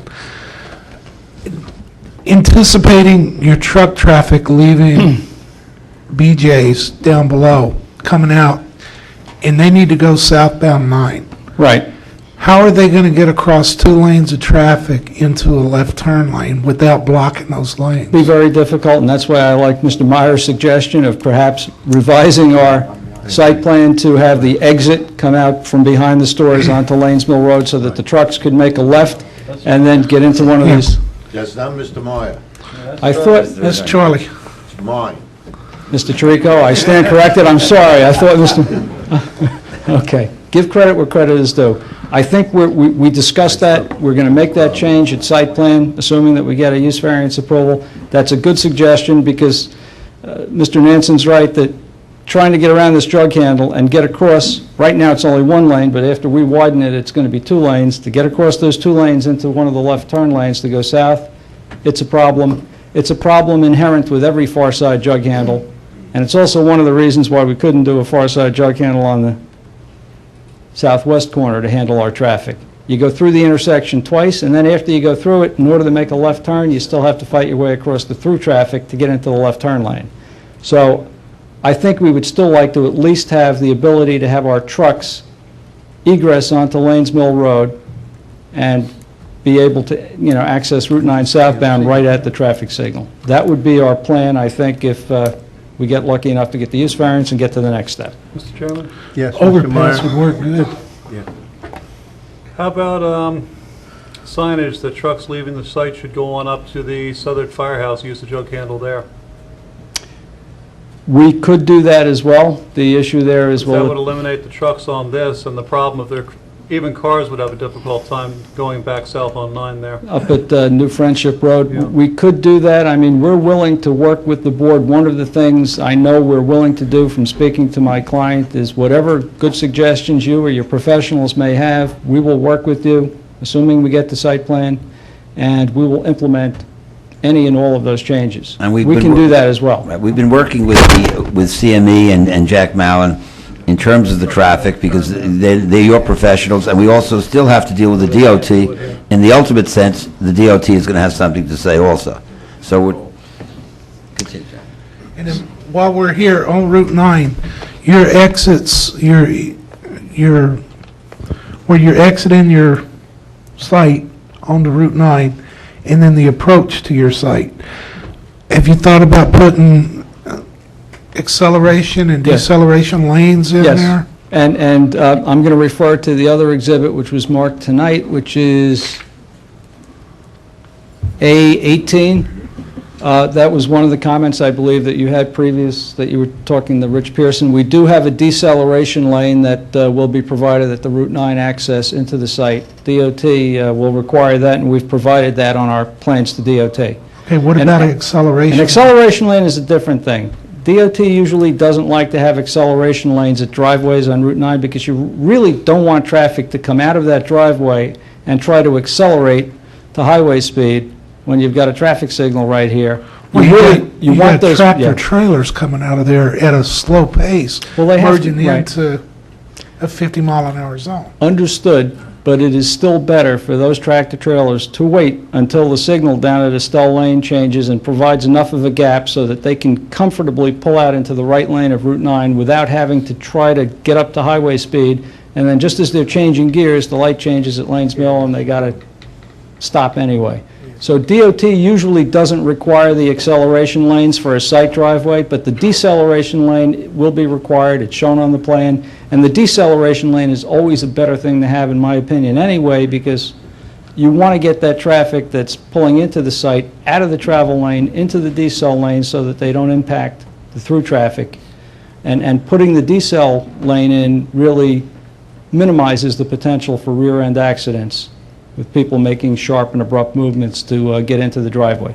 That is shown on the decel lane, yes. The acceleration lane, no, for the reasons I've stated. A question then on the west side of the intersection of Lanes Mill. Is it your intention on widening to the west up to the egress of Walmart? On the south side of the intersection, yes, you can see a shaded area over here. On the north side first. Let's talk about The north side, of the widening, Scott, it just goes a little bit beyond the Can the gigantic. widening go, because you had mentioned on the east side of Lanes Mill, there would be some that are going to Walmart. Right. Why not do something analogous to what's done further north for Home Depot? Exactly. Where Well- that one lane then turns into a right turn lane into Home Depot. Right. And you either get out of that lane as Right. part of merging, or you have free access into Home Depot. Well, I understand, but one of the problems we have here is there is a right-of-way line in here that would not permit that to be done. The answer is we could do it, whatever, again, it's site plan, but we could do that and show it as far as our right-of-way line goes. We could expand it, correct? If we got some additional right-of-way in that area, we could show that. We could expand it. But we'd need additional right-of-way. Yes. What about getting the additional right-of-way on the south side and just shift all the lanes to the south? School property, yeah. It may be even harder to get than Walmart. We can look at that. I can tell you, like I said It's before, still we're gonna- serious about working with the It's board going to to resolve be those issues. too quick a merge, in my estimation. And people coming out of, people that are going south, coming down onto Lanes Mill, because that stacks up, they tend to get frustrated. And what do you do when you ease out? Now you have three levels of cars trying And to now get you, that merge. exactly, and that's, Two lanes coming across and one off the south. Right. We are going to take those comments into consideration. We're going to take a closer look at this. That's why we have these meetings and these All right. hearings. And I I think think what- we're all pretty familiar We're gonna- with that. Okay. And I don't think that'll be enough distance anyway. We're going to do what we can do to extend that two-lane section at least to the driveway at Walmart. I think one of the ways we may be able to do it is with a little bit of widening on the south side and maybe redoing the striping that's in here that develops the left turn lanes. We may be able to do something for you. We are absolutely going to take a look at that. And we'll see work if with we the can township modify. engineers too, and your traffic people to do whatever we have to do. Yes. There's one other thing that might not be popular, but I think ultimately it was done for Home Depot, and that is a traffic light. Yes. And one of the things we're proposing at our access to Lanes Mill Road is a traffic light, Which we're going to discuss. which we're going to discuss, which is part of the next, Okay, but I'm talking about a traffic At light Home Depot. At the entrance to Walmart. at the entrance to Walmart, just like Home Depot. It's a pretty quick I understand. traffic light, and it's triggered by people exiting Home Depot, so it'll flip pretty quickly, get people Yeah, out of Home Depot. up on West Farms Road. On West Farms yeah. Road. I'm familiar with it, but I think at this point, Better look at that at Home Depot. couple of things.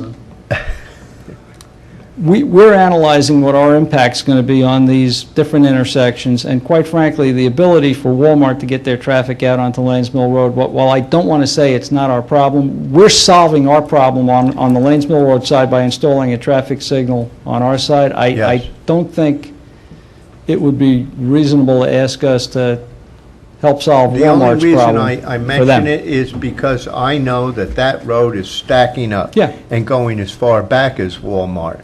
And as more and I more know. people, delighted as they may be to have a BJ's, start coming down Kent Road, that stack is going to get bigger.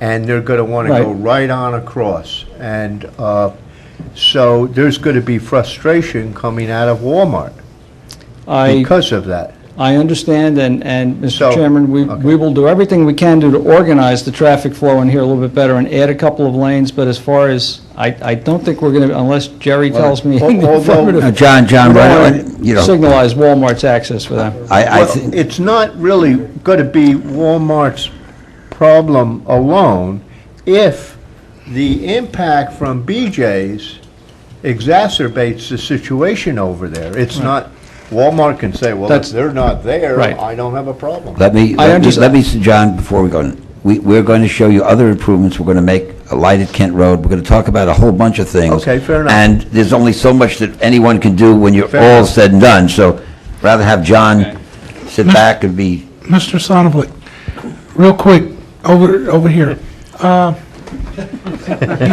You say y'all did a traffic study in at Kent Road and Halls Mill, on Saturday during the peak time. It was like 600, is that what I heard? that's what Mr. Ray said. Mr. Ray, that it was 600 at Right. Kent Road and Halls Mill? Right. What? Lanes. No, I know, Lanes Lanes Mill. Mill Right. and Kent Right. Road. Left-hand turns? Yes. Okay, out of that left-hand turns now, how many are you anticipating adding to that with Actually, BJ's? I don't think a lot of our traffic's going to use Kent Road, and I'll explain that in a little bit more detail when you look at our site plan. I'll explain why, but before I do that, Okay, before I do that, can I just show you the improvement that we're planning for Kent Road? Because I think it may go to Mr. Van Nooy's concern about Walmart. We'll take things in sequence. By all means, go to your next step. Okay. However, people come down Kent Road right now onto Lanes Mill to go to Lowe's. And I it's agree. the quickest way coming from North Howell. I agree, Period. but just give me an opportunity to run through a couple of things, and if you still disagree with me, that's fine. Okay, fair enough. we can agree to disagree. This is exhibit, this was marked at the last meeting too, it's A15. And this is a blow-up of the intersection of Kent Road and Lanes Mill Road. And what we're proposing to do here is to signalize the intersection, to restripe the westbound approach to a separate left and right turn lane, and to provide some additional widening over on the west side of the intersection to provide a bypass lane for people going straight that will be able to get around people making the left turn. So what we're proposing to do here will help increase the capacity and the safety of the intersection. And if we do add some additional traffic to the Kent Road southbound left turn lane, to southbound left turn movement, I believe that what we're proposing to do here, the signalization, the widening, the restriping on the westbound Lanes Mill Road approach, is all a very positive thing and will continue to have a positive impact on the intersection, even with our traffic added to the intersection. I agree some of our traffic's going to use the intersection. I don't think it's going to be as much as you think it is, and that's the second part of what I want to try to explain to you. If you look at our, and I'm referring now to the A18, which is our site plan, and if you look at where BJ's is and where the primary parking area for BJ's is, it's really more accessible from the Route 9 access than it is coming across Lanes Mill Road and coming down into that shopping area. If you're into that south parking of lot. BJ's, there's no doubt about it. If you're north of BJ's, absolutely not. How about Well, Estelle? well, one of the things we do think our traffic, South down, why should somebody in the north go all the way down to Estelle? And make a jug handle and and, make a change? because They it'll don't do it take them, for Lowe's. because it'll take them less time, overall, it will take them less time to get into the Because we have a parking area south for problem BJ's. Further up. Well, you know, there's 500,000 square feet of retail that's on the northeast corner that somehow the DOT dropped the ball. I wish, Mr. Tirico made a comment before about, somebody may have had too much to imbibe. Maybe he's right, because somebody dropped the ball, and the near side jug handle wasn't designed properly to handle the traffic that's being generated by the Lowe's and the other retail on that side. What we're trying to do is be responsible and do what we can do to fix as many problems as we can and mitigate our traffic impact. I think we're doing that. But I don't think we can solve every problem on the Route 9 corridor that may have been overlooked by somebody years ago. I hate to be that blunt about it, but I think that's the case. Somebody who lives north of Lanes Mill will have to go out of their way down to Estelle, south of where they originally intended, and make a loop. But And if- then but if come you- back up. Well, think, John, think of yourself, let John Ray explain the distances involved, John, if you But would. if you think about it, yeah, I think Jerry is onto something. If you look at where some of the buildings are on our site and where the BJ's is, I really don't think that a car going, at the speed limit at 50, 55 miles an hour, going through the intersection, a half a mile, 30 seconds to Estelle Lane, using the loop at Estelle Lane, there's a 90-second traffic signal cycle down there, so you're probably going to have to wait another 45 seconds for the light to change, and then coming back up another 30 seconds to get to our access. That whole process, going through the intersection, turning around and coming back, you're looking at 2.5 minutes. I really think that that's a fairly reasonable alternative rather than dealing with the near side jug handle and/or Kent Road. And some people will use it. You might be right. It's an alternative, in any event, it's an I'm going to alternative. try it out tomorrow. I'm going to do some. But my question is, if I'm going south then on 9, approximately, you might not be able to answer this now because we haven't nailed down specific site plan situations, but approximately how many vehicles do you think are going to be going down either Kent Road or Route 9 south Okay. in order to now use BJ's and the restaurant and I'm other going to things? get you that answer in There's- 10 seconds. I just, whatever it is, Right. X, okay? Then for sure, X number of vehicles are going to stack on Estelle Lane. Estelle Right. Lane, that loop Right, is very short. And it's single lane. right. So if it's to be meaningful, and some percentage of the 600 right now that go to Lowe's and Ruby Tuesdays or what else, maybe 200. I have no idea how many it is, but Okay. no matter The number how is many it is. during the peak, 200 vehicles Okay. we're going to generate, are going to want to get across Route 9. I do consulting on the side. Okay. But, Good guess. 211 to be figure specific. 200. Okay. That means Estelle Lane is going to be jammed up immediately unless you're planning on improvements at Estelle Lane. I know that road very well. Come out from Church just north of there, and even coming out of Church, boom, it's Okay. filled. And- Let me try to explain why I don't think it's going to be quote-unquote jammed up, but I hear what you're saying, Mr. Chairman, and I think your traffic consultant had the same issue, and we're going to look into it, but let's go through the numbers. If those 211 people use the Estelle Lane jug handle, there's currently, I think, another 50 people on that jug handle during peak hours that are already using it. Yes. So we're looking at 260, roughly 250, 260 cars using that jug handle. It operates on a 90-second cycle, Yes. which means 40 cycles per hour. So if you do some simple math, 240, 260 divided by 40, you're looking at somewhere between 6 to 8 cars on the jug handle every cycle. So jammed up and 6 to 8 cars, I might not agree with the jammed up scenario, but I do agree it's going to be loaded up more. But we're still looking at maybe 8 cars on the jug That's a handle. nice linear scale. You're right, and it could be worse during some cycles and better during others. You're absolutely right, but I'm just trying to give you some, I'm just saying right up front, that is something you would definitely have to take a look at, in my okay, opinion. we understand. Okay. The second thing is, well, before I really like the idea of a signal on Kent Road. I think that's a very wise thing, because another existing problem that isn't your problem, but nonetheless is an existing problem, is people who are heading west on Lanes Mill, and they come to Kent Road and they want to take a left turn. It's very, very difficult right now. You're absolutely right. And people are fighting to interleave in that process. That will solve that problem. That's right. And so traffic might flow better. Right. Going westward. It will. This is my, thank you. This is my question, however. People coming out of Walmart might get stuck because traffic is now at that light, whether they're going left or right, westbound, it would wind up blocking Walmart so that people Right. can't even make a left turn, as difficult as it is right now. What would we do there? Okay. Our queuing analysis shows that that wouldn't be the case, that it wouldn't back up as far as the Walmart driveway. Now, I would, before, whether you believe me or don't believe me, I would ask you to maybe have your consultant take a look at that, but our queuing analysis shows that if the cycle length is the, and the traffic signal timing is set up properly, Yes. the queuing should not extend to the Walmart driveway. So, Okay, but I understand it's a legitimate maybe concern, and that's it's one that gonna be we've the looked at. case, but, Yes. Mr. Chair, if I may. So, Mr. Ray, just to get this correct, what you're saying is that it would not back up, the queue would not back up if we installed a signal. Yes. Without the signal, It will under back current up. stop control, it would Yes. back up to those driveways. Mr. So- Watson's correct, yes. With the signal, it won't be any worse than it is today, it'd be a little bit better. But without the signal, it would be an issue. But we are proposing the signal. Okay. But with the signal, it will be better than it is today. Okay. Yeah, I think the signal is a great idea there. Yeah.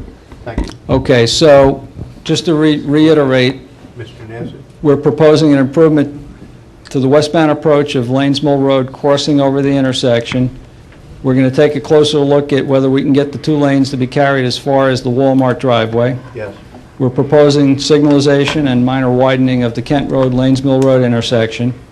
In addition to those 2 improvements, we've looked at the projected volumes, and I'm referring to A18 now, that will be using our access to Lanes Mill Road, and we believe we will meet a traffic signal warrant. So we are proposing a traffic signal at its location right here as well, on Lanes Mill Road. Now, let me give you some spacing. If you look at the corridor over here, you've got the traffic light at Lanes Mill Road, and then traveling to the east, you've got the access into the drugstore and the Ruby Tuesdays, and then a little bit further east, about 700 feet from the intersection, you've got the primary access to the Lowe's parking areas, and then a little bit further, you've got an access to the rear loading areas of Lowe's, and then our access. We are about 1,300 feet from the intersection at Lanes Mill Road. We believe, we've looked at, there's an issue of getting traffic out of the driveways on Lanes Mills Road as well. We believe the traffic signal at this location, 1,300 feet from the signal at Route 9, makes the most sense for a couple of reasons. Number one, it gives you the most separation away from the traffic light at Route 9 and Lanes Mill Road, and that in and of itself is a good thing.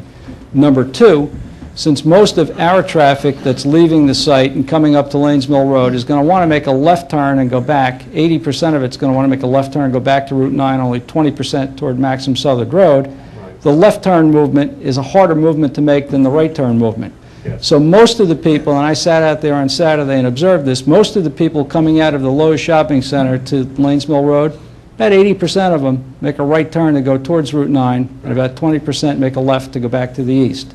So the traffic light, if it's going to be anywhere on the corridor, really, I think, belongs at our driveway for those reasons. Now, that traffic light will help the traffic coming into and out of the Lowe's Shopping Center by periodically stopping westbound traffic on Lanes Mill Road and creating a gap for them to help that traffic get out of their driveway. Making a left especially. Making a left especially. Right. And at the same time, just so everybody knows, we mentioned the German club. Right.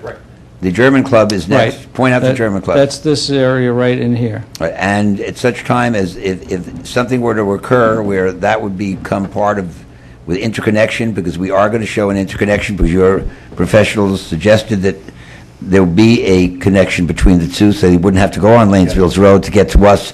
And they're eventually going to be commercial of some kind. I'm sure that we would, if it happens in time, we could even locate the light directly across. We could put it directly across from the driveway. At Lowe's. Yeah, I almost think that's better, and I think that addresses, when Mr. Shiriko was proposing what he was proposing, it addresses Mr. Meyer's concern for egress out of there, because he knows that trying to go left without any signalization is going to be very difficult and going to block up traffic. Our numbers show that he is correct, and we're proposing a traffic light. We will have the signal, but notwithstanding, the signal will be there. Pardon me? The signal will be there. Yeah.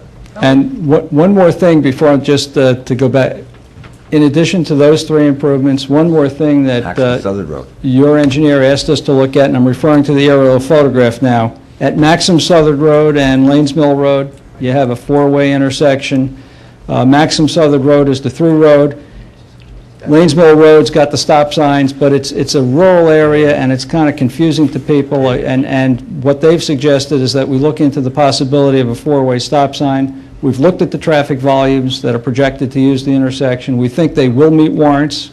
We're willing to make the application to the DOT, and if it's approved, install the four-way stop sign. I think that's wise. I know understand. that area very well, and it's very confusing even when people do stop on Lanes Mill going east or west as to whether they can continue while people going south on Yeah.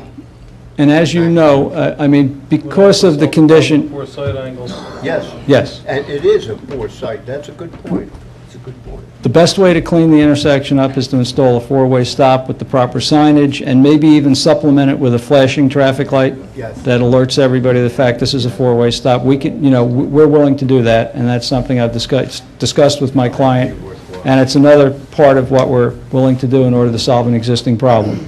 As everybody knows, a lot of the local people in town that want to get to the Lowe's and everything, they avoid Route 9 by taking Maxim Southern Road, and our traffic counts show that there's a heavy right turn from southbound Maxim Southern Road onto westbound Lanes Mill Road.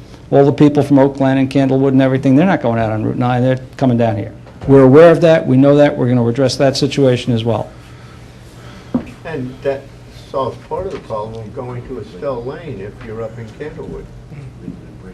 I used to live in the Woodstone development, I'd go on Maxim Southern Road. And I think most people who live up in that area do. Now, Mr. Ray, I get to ask my questions. Over here on Kent Road, what is your left turn off of Kent Road onto Halls Mill? What is your stackability there? Well, actually, with the widening that we're fortunate enough that's being done by the church, Right. there's going to be a 20-foot dimension from the center line to the new curb line, so it extends all the way past the church driveway up to the top of the plan. There's The left-hand turn lane. Well, it's not going to be a formal striped left-hand turn lane, because in order to do that, you'd have to widen the south side of the intersection in order to provide the transition area to shadow the left turn lane. But the 20-foot dimension from the center line to the new curb line, we're going to extend that further. See where the right-of-way ends down here? We're going to extend that a little bit further to the south so that we're going to provide a bypass lane. 20 feet is adequate for that activity to occur. The average car is about 7 feet wide, even a truck, an SUV, sitting, waiting to make a left turn. We're going to provide 13 feet for southbound traffic to go around that left turner. That's really within the constraints of what the right-of-way is. That's the best we can do. I think it will work appropriately, but as far as stackability is concerned, to answer your question, that widening extends all the way north a couple hundred feet. You're going to have a lot of pissed-off people yanking over and going around. Well, one Because of they're the... going to get stuck behind One of the other cars things, yeah, well... that's They're stacked stuck up. now. What, they're No, I stuck know now that. worse than they will be. One of the other things we can do, too, is we can provide, if we haven't thought about it, an advanced left turn arrow for that left turn movement to kind of get that traffic moving quickly when the light turns green on Kent Road.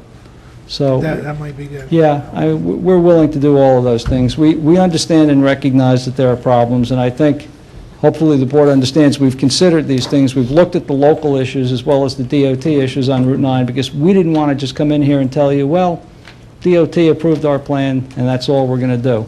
We're going to do more than that. So, Now, my next question would be, what about Route 9 and Kent Road up by the Wawa? yeah, but that's a right-in, right-out intersection. What can we do? I mean, you can't get a signal there because it's too close to New Friendship Road. There's not a lot you can do up there. But Right, that's, what I'm talking about is, you're not proposing any type of approach because of the way that, Coming right in there. Yeah. you know what I'm talking Yeah, I about? do. You have to make a hard right, Right. a curve there. Instead of a smooth right, proposing yeah. We're not proposing to do anything up there, but I don't, yeah. intersection. It's a You know- Y intersection. Yeah, and remember one thing, if you make that right turn a little bit smoother for southbound traffic to make, they're going to be doing it a lot faster than they do it today, so it's kind of like, be careful of what you wish for. Sometimes you get it, you may not be happy with it. I think the way it is today, it forces you to slow down a little bit, and then you've got the Wawa driveway just past it, so it's probably a good thing that it's the way it is today. My greatest fear when I make that turn is somebody hit me in the rear. Right, understood. Because there is no pull-off lane right there. I got a question on that, on the turnaround. Move that thing over.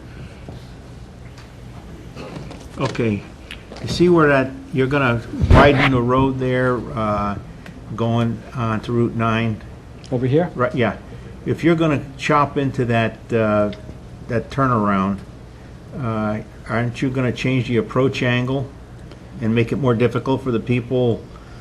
Not really significantly. If you look at the shaded area over here and over Right. here, I mean, it's a pretty minimal change for people that are on the jug handle Because somebody already. almost T-boned me there about a month ago, so. Also, Yeah. if we were, my question, if we were just having our exit on Route 9 and not having the exit to Lanes Mills Road, traffic would leave our site. If they want to go south, how would they go south? Well, one of the things your consultant brought up as well, too, is what Jerry just said. If we didn't have access to Lanes Mill Road, anybody that wanted to reverse direction would probably have to use this jug handle. And that's a pretty difficult thing to get across these two lanes to get into the left turn lane. So we're better off having, I think we all agree, we're better off having some form of access to Lanes Mill Road to make everything work better. The other option traffic would have, and some people would do it, is they'd make a series of right turns. They'd go down to Maxim Southern Road, down to Alexander. You could do that as well. But the jug handle, anytime you have a far side jug handle and you want to make a U-turn, no matter where you are, it's a problem because there's really not a lot of room from where the jug handle comes in to get across the through lane to get into the left turn lane. A lot of people think far side jug handles solve all your problems, but they really don't. They also send all the traffic through the intersection twice to make a turn. So there's advantages and disadvantages. The one good thing a far side jug handle does is it provides a lot of stacking as compared to the near side jug handle. Nice place to wait. Like Estelle Lane. It's far side.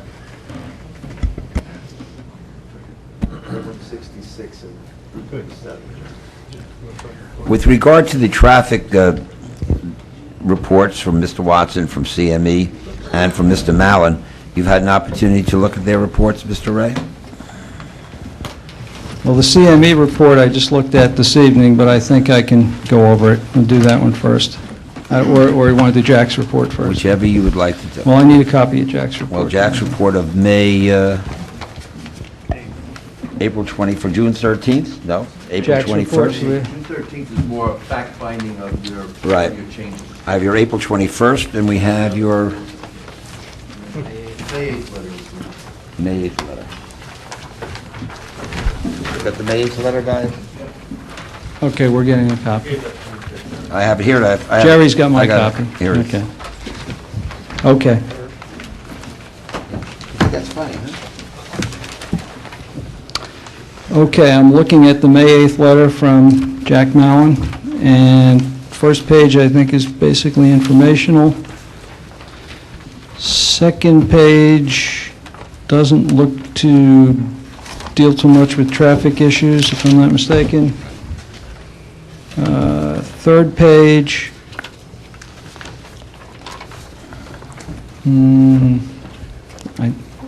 at the bottom of the paragraph in the middle of the page, just before item B, off-site traffic improvements are proposed.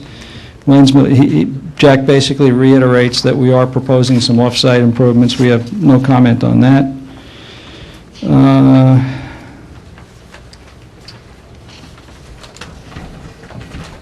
I'm looking for some traffic issues, Jack. Well, I guess in the JMC, when Mr. Pearson spoke in response to the May 8th letter, I don't believe there were any specific traffic references. B4A, B4A. parking. But we have to talk about parking in terms of We will, the yes. IT portion, yes. Okay. As far as the number of parking spaces are concerned, our new plan shows a ratio of 4.93 spaces per 1,000 square feet. I believe it's adequate, and I'll tell you why for a couple of reasons. Number one, although the township does require 5.5 spaces per 1,000 square feet, I can tell you that we did some parking counts in Howell Commons and Lanes Mill Marketplace, the two big shopping centers on the northeast corner of the intersection, between Thanksgiving and Christmas 2007. We did a series of observations both on weekdays and Saturdays, and we found that the peak parking ratio over there during the peak holiday shopping season was 3 occupied spaces per 1,000 square feet. Not that that in and of itself is justification for what we're asking for, but in addition to that, we do meet the Urban Land Institute, the ULI. Their recommendation for a shopping center of this size is, I believe, 4.5 spaces per 1,000 square feet for a 280,000 square foot shopping center.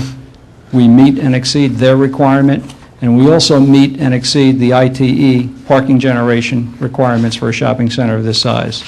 So I think, although we don't meet the township's code on this particular issue, we meet two very widely accepted national standards, and our local experience here in Howell, looking at the other two shopping centers that we just mentioned, revealed to us that 5.5 per 1,000 may be, a bit more than you really need, even during the peak holiday season. I mean, experiencing only 3 spaces per 1,000 square feet. I'm sure you folks shop in those two shopping centers, and we went out there, we did the counts, but you're probably a lot more familiar with it than I am, but I doubt that you ever see those parking lots close to capacity. Basically, everybody could see from our own knowledge, and I would ask the board to take their own review. When you go to a shopping center, you'll see all the center spaces wide open and empty. Everybody wants to park close to the cars, and then you see a football field of asphalt in the middle of all the shopping centers, just sitting there. Manalapan, Marlboro, and Howell, and Freehold. I have a question. Frequently, that's true. But my question is, I know in the shopping center north of there, if you go into Applebee's or Johnny Carino's, you'll find that the parking has now become inadequate for both of those restaurants, and people have to now park in Kohl's. Now, that doesn't sound like a big deal. You just cross the road. The road crossing Kohl's into Applebee's or Johnny Carino's is a dangerous road now. It's the because interconnect. Right. That's right. It's almost like an arterial, and people are going to zip down there. If they're not going to either restaurant, they're going to zip down that road, and you've got to watch yourself, especially at night, because there's no extra lighting for that process. I'm looking at a potential of 2 or 3 restaurants, and I'm wondering, where we could have a problem. Well, okay, I understand your concern, and although we're not in for a site plan approval yet, I will tell you that I do believe that the plan that's in front of the board does have parking that's pretty well distributed for all of the buildings on site. Okay. The 5,000 square foot restaurant here, and Rich, maybe you can help me out, and I don't know how many parkings, but there is a parking field, there's a double row here, there's a row here, I mean, there's 25 plus 2, 27 and a half at least minimum. Okay, I think we have much more than that in this area surrounding that building. Yes. And then in the other building up here, just to the north, Seems to be a lot. we have a good amount of parking in this area.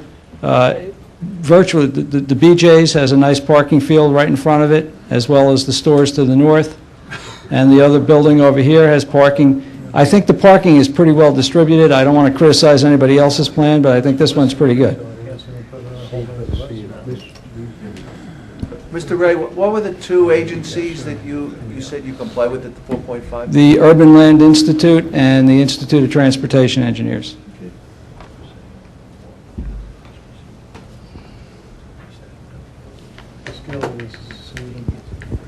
And again, if we do get to site plan, we will firm those parking numbers up for you and confirm and make sure that we do have adequate parking proximate to each of the buildings on the site. We will do that.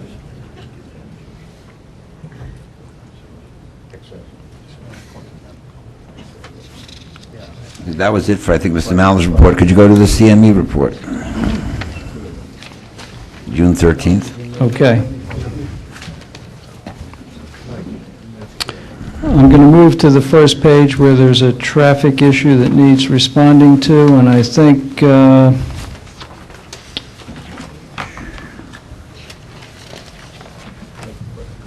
Mike, correct me if I'm wrong, starting on page 5, item number 9, traffic circulation, would that be the first thing that would be mine, I think?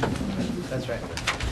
Okay, on page 5, item number 9, traffic circulation, 9A indicates that we need to comply with the State Highway Access Management Code, and yes, we agree with that, and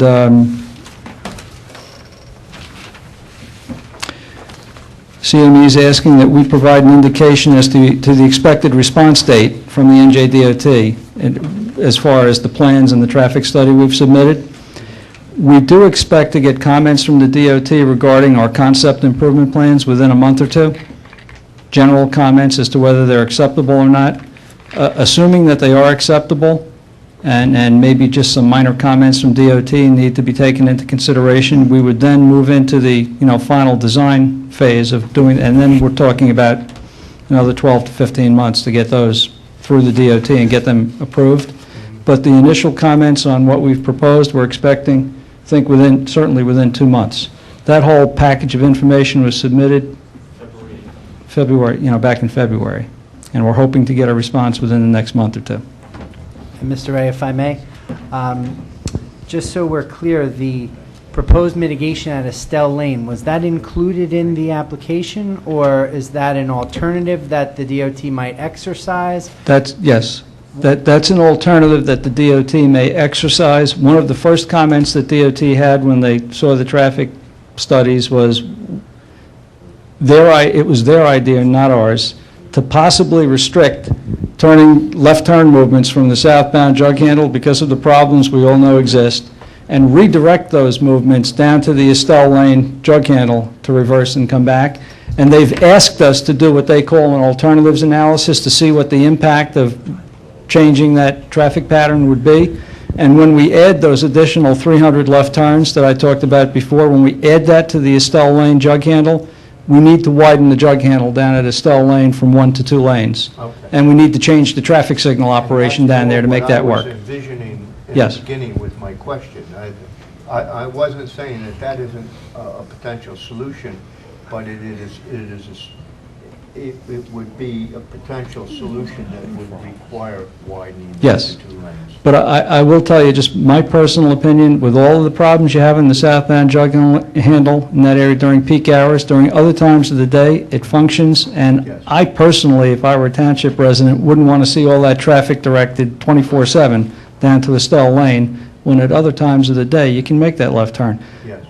People need to know that that alternative exists for them during peak hours, they can use it, but to shut that left turn off all the time, personally, I don't think the DOT is going to make us do that. And you think the Kent Road that improvement's going to help that in any event, correct? I do, yeah, we're trying to look at it from a couple of different perspectives. I think what we're proposing to do at Kent Road will help as well. We're well aware of the problem. I wish there was, something Yeah. easier I could tell you we could do with that jug handle, but we're dealing with a design that really didn't accommodate that 500,000 square feet of retail on the northeast corner. And somehow it got by DOT. You're Mr. Ray? next. Yes, Ms. Watson. It was my understanding that Estelle mitigation, that improvement would be necessary whether they opted to remove that left turn southbound jug handle or not.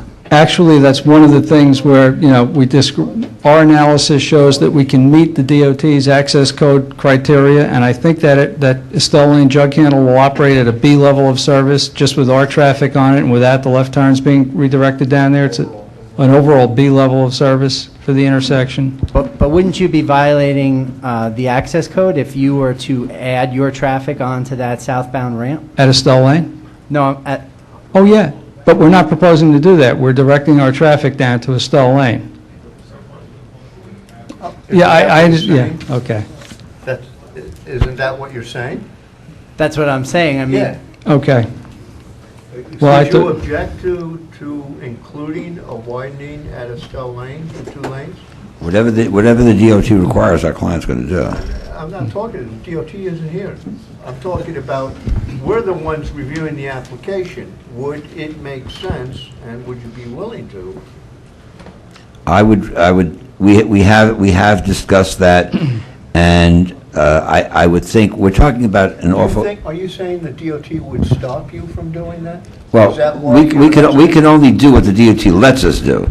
I mean, what you're saying to us is, would my client be willing to pay for the widening of Estelle Lane, the traffic light on Lanesville's Road, the widening of Lanesville's Road, the Kent I Road? just specifically asked, my question is specifically Estelle Lane.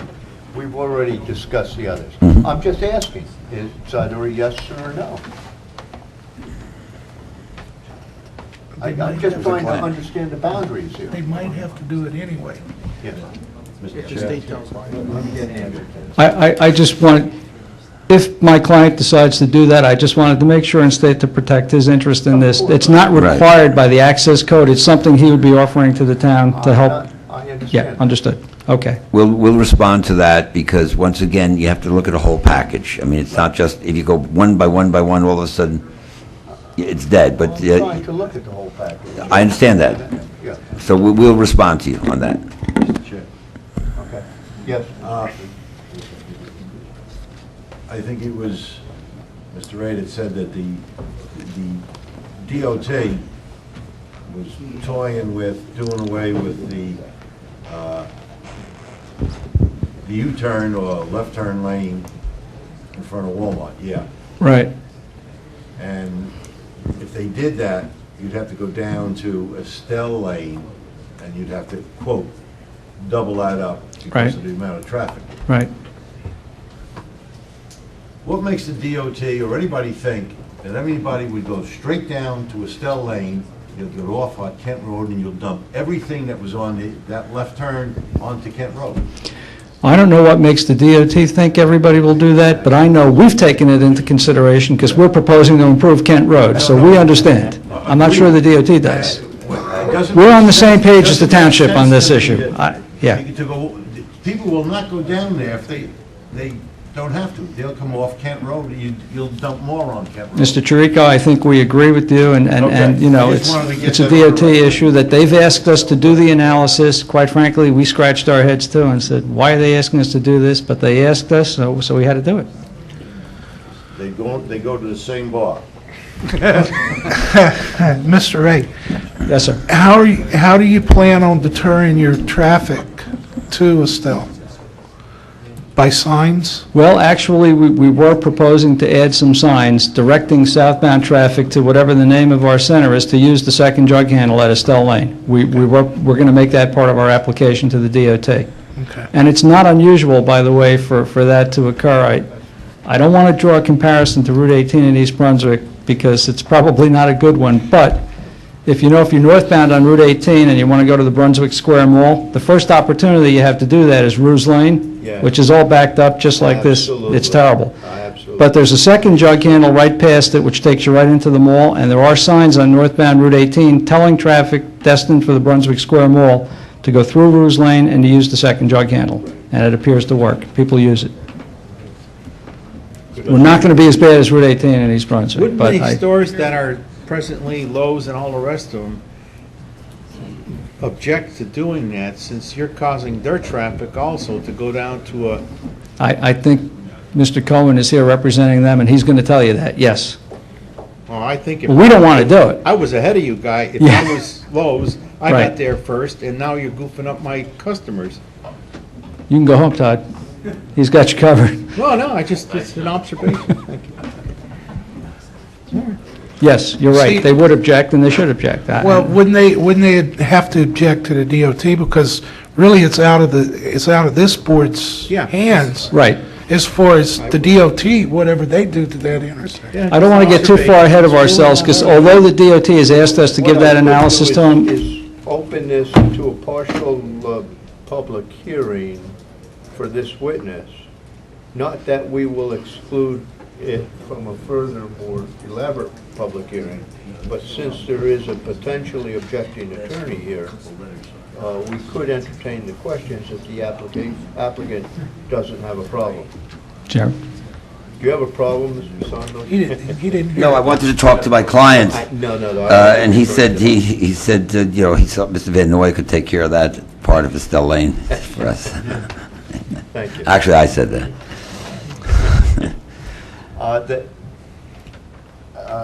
Mr. Cohen is here as a representative of another site. I'm aware of that. They might be adversely affected or not. I don't know.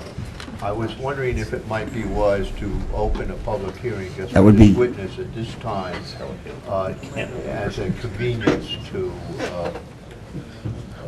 Mr. Cohen in this particular case, but we still would be able to open a public hearing at a later time for any other. Not a problem. In fact, you could open it up right now to anybody who's in the audience, because I don't think we're going to finish it. We're not going to finish Okay. tonight with our planner and everything else we're doing. So if we could get to the public and they could ask any questions of anybody that's testified, it's okay with us right now. Professional courtesy thing as opposed to anything. Right. Well, not for Mr. Cohen, for the public. Procedural.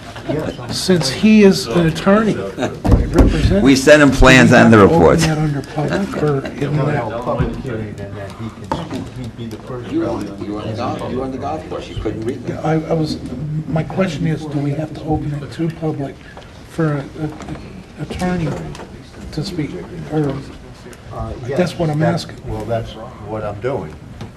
no, do we have to? Is it required? Well, he's not necessarily an objecting attorney. No, they're not necessarily objecting. In fact, we think we're helping them. No, he's, We think we're helping them. This is not going to be the Charlie Pagano crew. no, there is no procedural call. We can open a public hearing, and anyone who wishes to ask a question of the witness. Oh, we okay, can so do we're that going to have right to now. open it to the whole public? Yes, Okay. yeah. I Everyone- didn't know if that's what you were talking about, or just for Mr. Cohen to come up. Well, I don't know whether it is wise to do this or not. That's why I'm asking. Well, I'm trying to just have, professional courtesy here. We have no problem But I with whatever don't you want to do. open it up and have, an hour's worth of questions. I can take the rest of the meeting with one question. Then I object. I don't blame you. I'm trying to get off and open it. Yeah, this will probably be more problematic. What I would suggest, Mr. Cohen, then is meet with the applicant offline to see if some of your concerns can be addressed one way or the other. And at a later time, when we do open this to the public hearing, if you still have any objections, you could voice those. My client does, can I just, well, I don't know if I can speak or not. For the sake of administration, can I? You can speak. Any objection, Mr. Sonnenblick? Yeah. No. Okay, great. Just for the record, my name's Todd Cohen, I'm an attorney, I represent the Goldenberg Group, the owners of Lanes Mill It's not open to the public hearing. Marketplace. He's an attorney, and a potentially objecting attorney would have the right to question a witness prior to opening the public hearing. So we're not violating that process. And we're just trying to administratively move this along. Nobody's being denied any rights at a time to ask questions or make comments. And I'm going to be very brief. Just for the record, my clients do not object to this application per se. They have no objection to the use per se. They've asked me to attend these meetings to see how the traffic will impact their site and to make sure that it will not have any negative impacts on their site. They're going to have a traffic expert look at the plans. But I think what's germane and what we have an issue, not an issue with, but just need clarification on, and I've talked to John, I've talked to, Jerry, what's your, Mr. Sonnenblum? But He's taking my clients are concerned that whether what's before the DOT, as far as whether or not these 2 lanes of traffic are going to be stopped from going across, obviously we'd have an objection to that. John's telling me that's only in their study and they're looking at it, but there's no real definitive, they're not in favor of it, we're not in favor of it. But yet the DOT could tell them, we want that. So we have an issue there. And our second issue would be the light that's proposed on Lanes Mill Road. Sounds like a great idea. Obviously, it would be better if it could be placed in a different location, but they don't have the property in the application at this point, despite their efforts. But what's the guarantee that that light's going to be put there? Because you need that light in order to mitigate some of the other issues on Lanes Mill Road. Absolutely. So, and I just think those things need to be more capsulized, finalized, before you can make a decision on a use variance. We've stated that the light would, a condition of approval would be the light on Lanesville's Road, so that's not a problem. With regard to Mr. Cohen's comments, with regard to what the DOT would do or not do, that is problematic in the sense that until they do it, we don't know what they're going to do. Yes. And in effect, they're going to look at the whole intersection, the township's going to look at it, what you guys want, and so I don't know that he could respond. However, since Mr. Cohen has our traffic report, he has his traffic engineer, he has our plans. I don't have one. You have a traffic engineer, I think the traffic engineer that my clients retained to do Lanesville Marketplace may have a conflict of interest because you've retained the same firm to do your noise expert. Well, maybe we could waive it. Well, we'll talk to you about I need to that. know about that. Yeah. All right, but in any event, you can get a traffic person to take a look at it, and certainly we'll be happy to meet with you. We're going to be coming back anyway. Perhaps we can lay your concerns. That'd be great. Okay, at least I understand the flow of what's happening. That's a pun, the flow.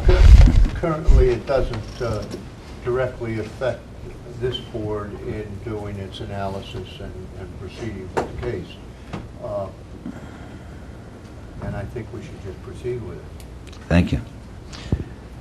We have, if you would like, while we have time, I know that one of the witnesses, perhaps we could have him on, and he might not have to come back unless somebody had questions, is our petroleum, our underground tank person, because it's pretty standard testimony. Mr. Schuler, if he could come up and just speak to the issue of the underground tanks and hopefully give you some comfort. I thank you, Mr. Ray.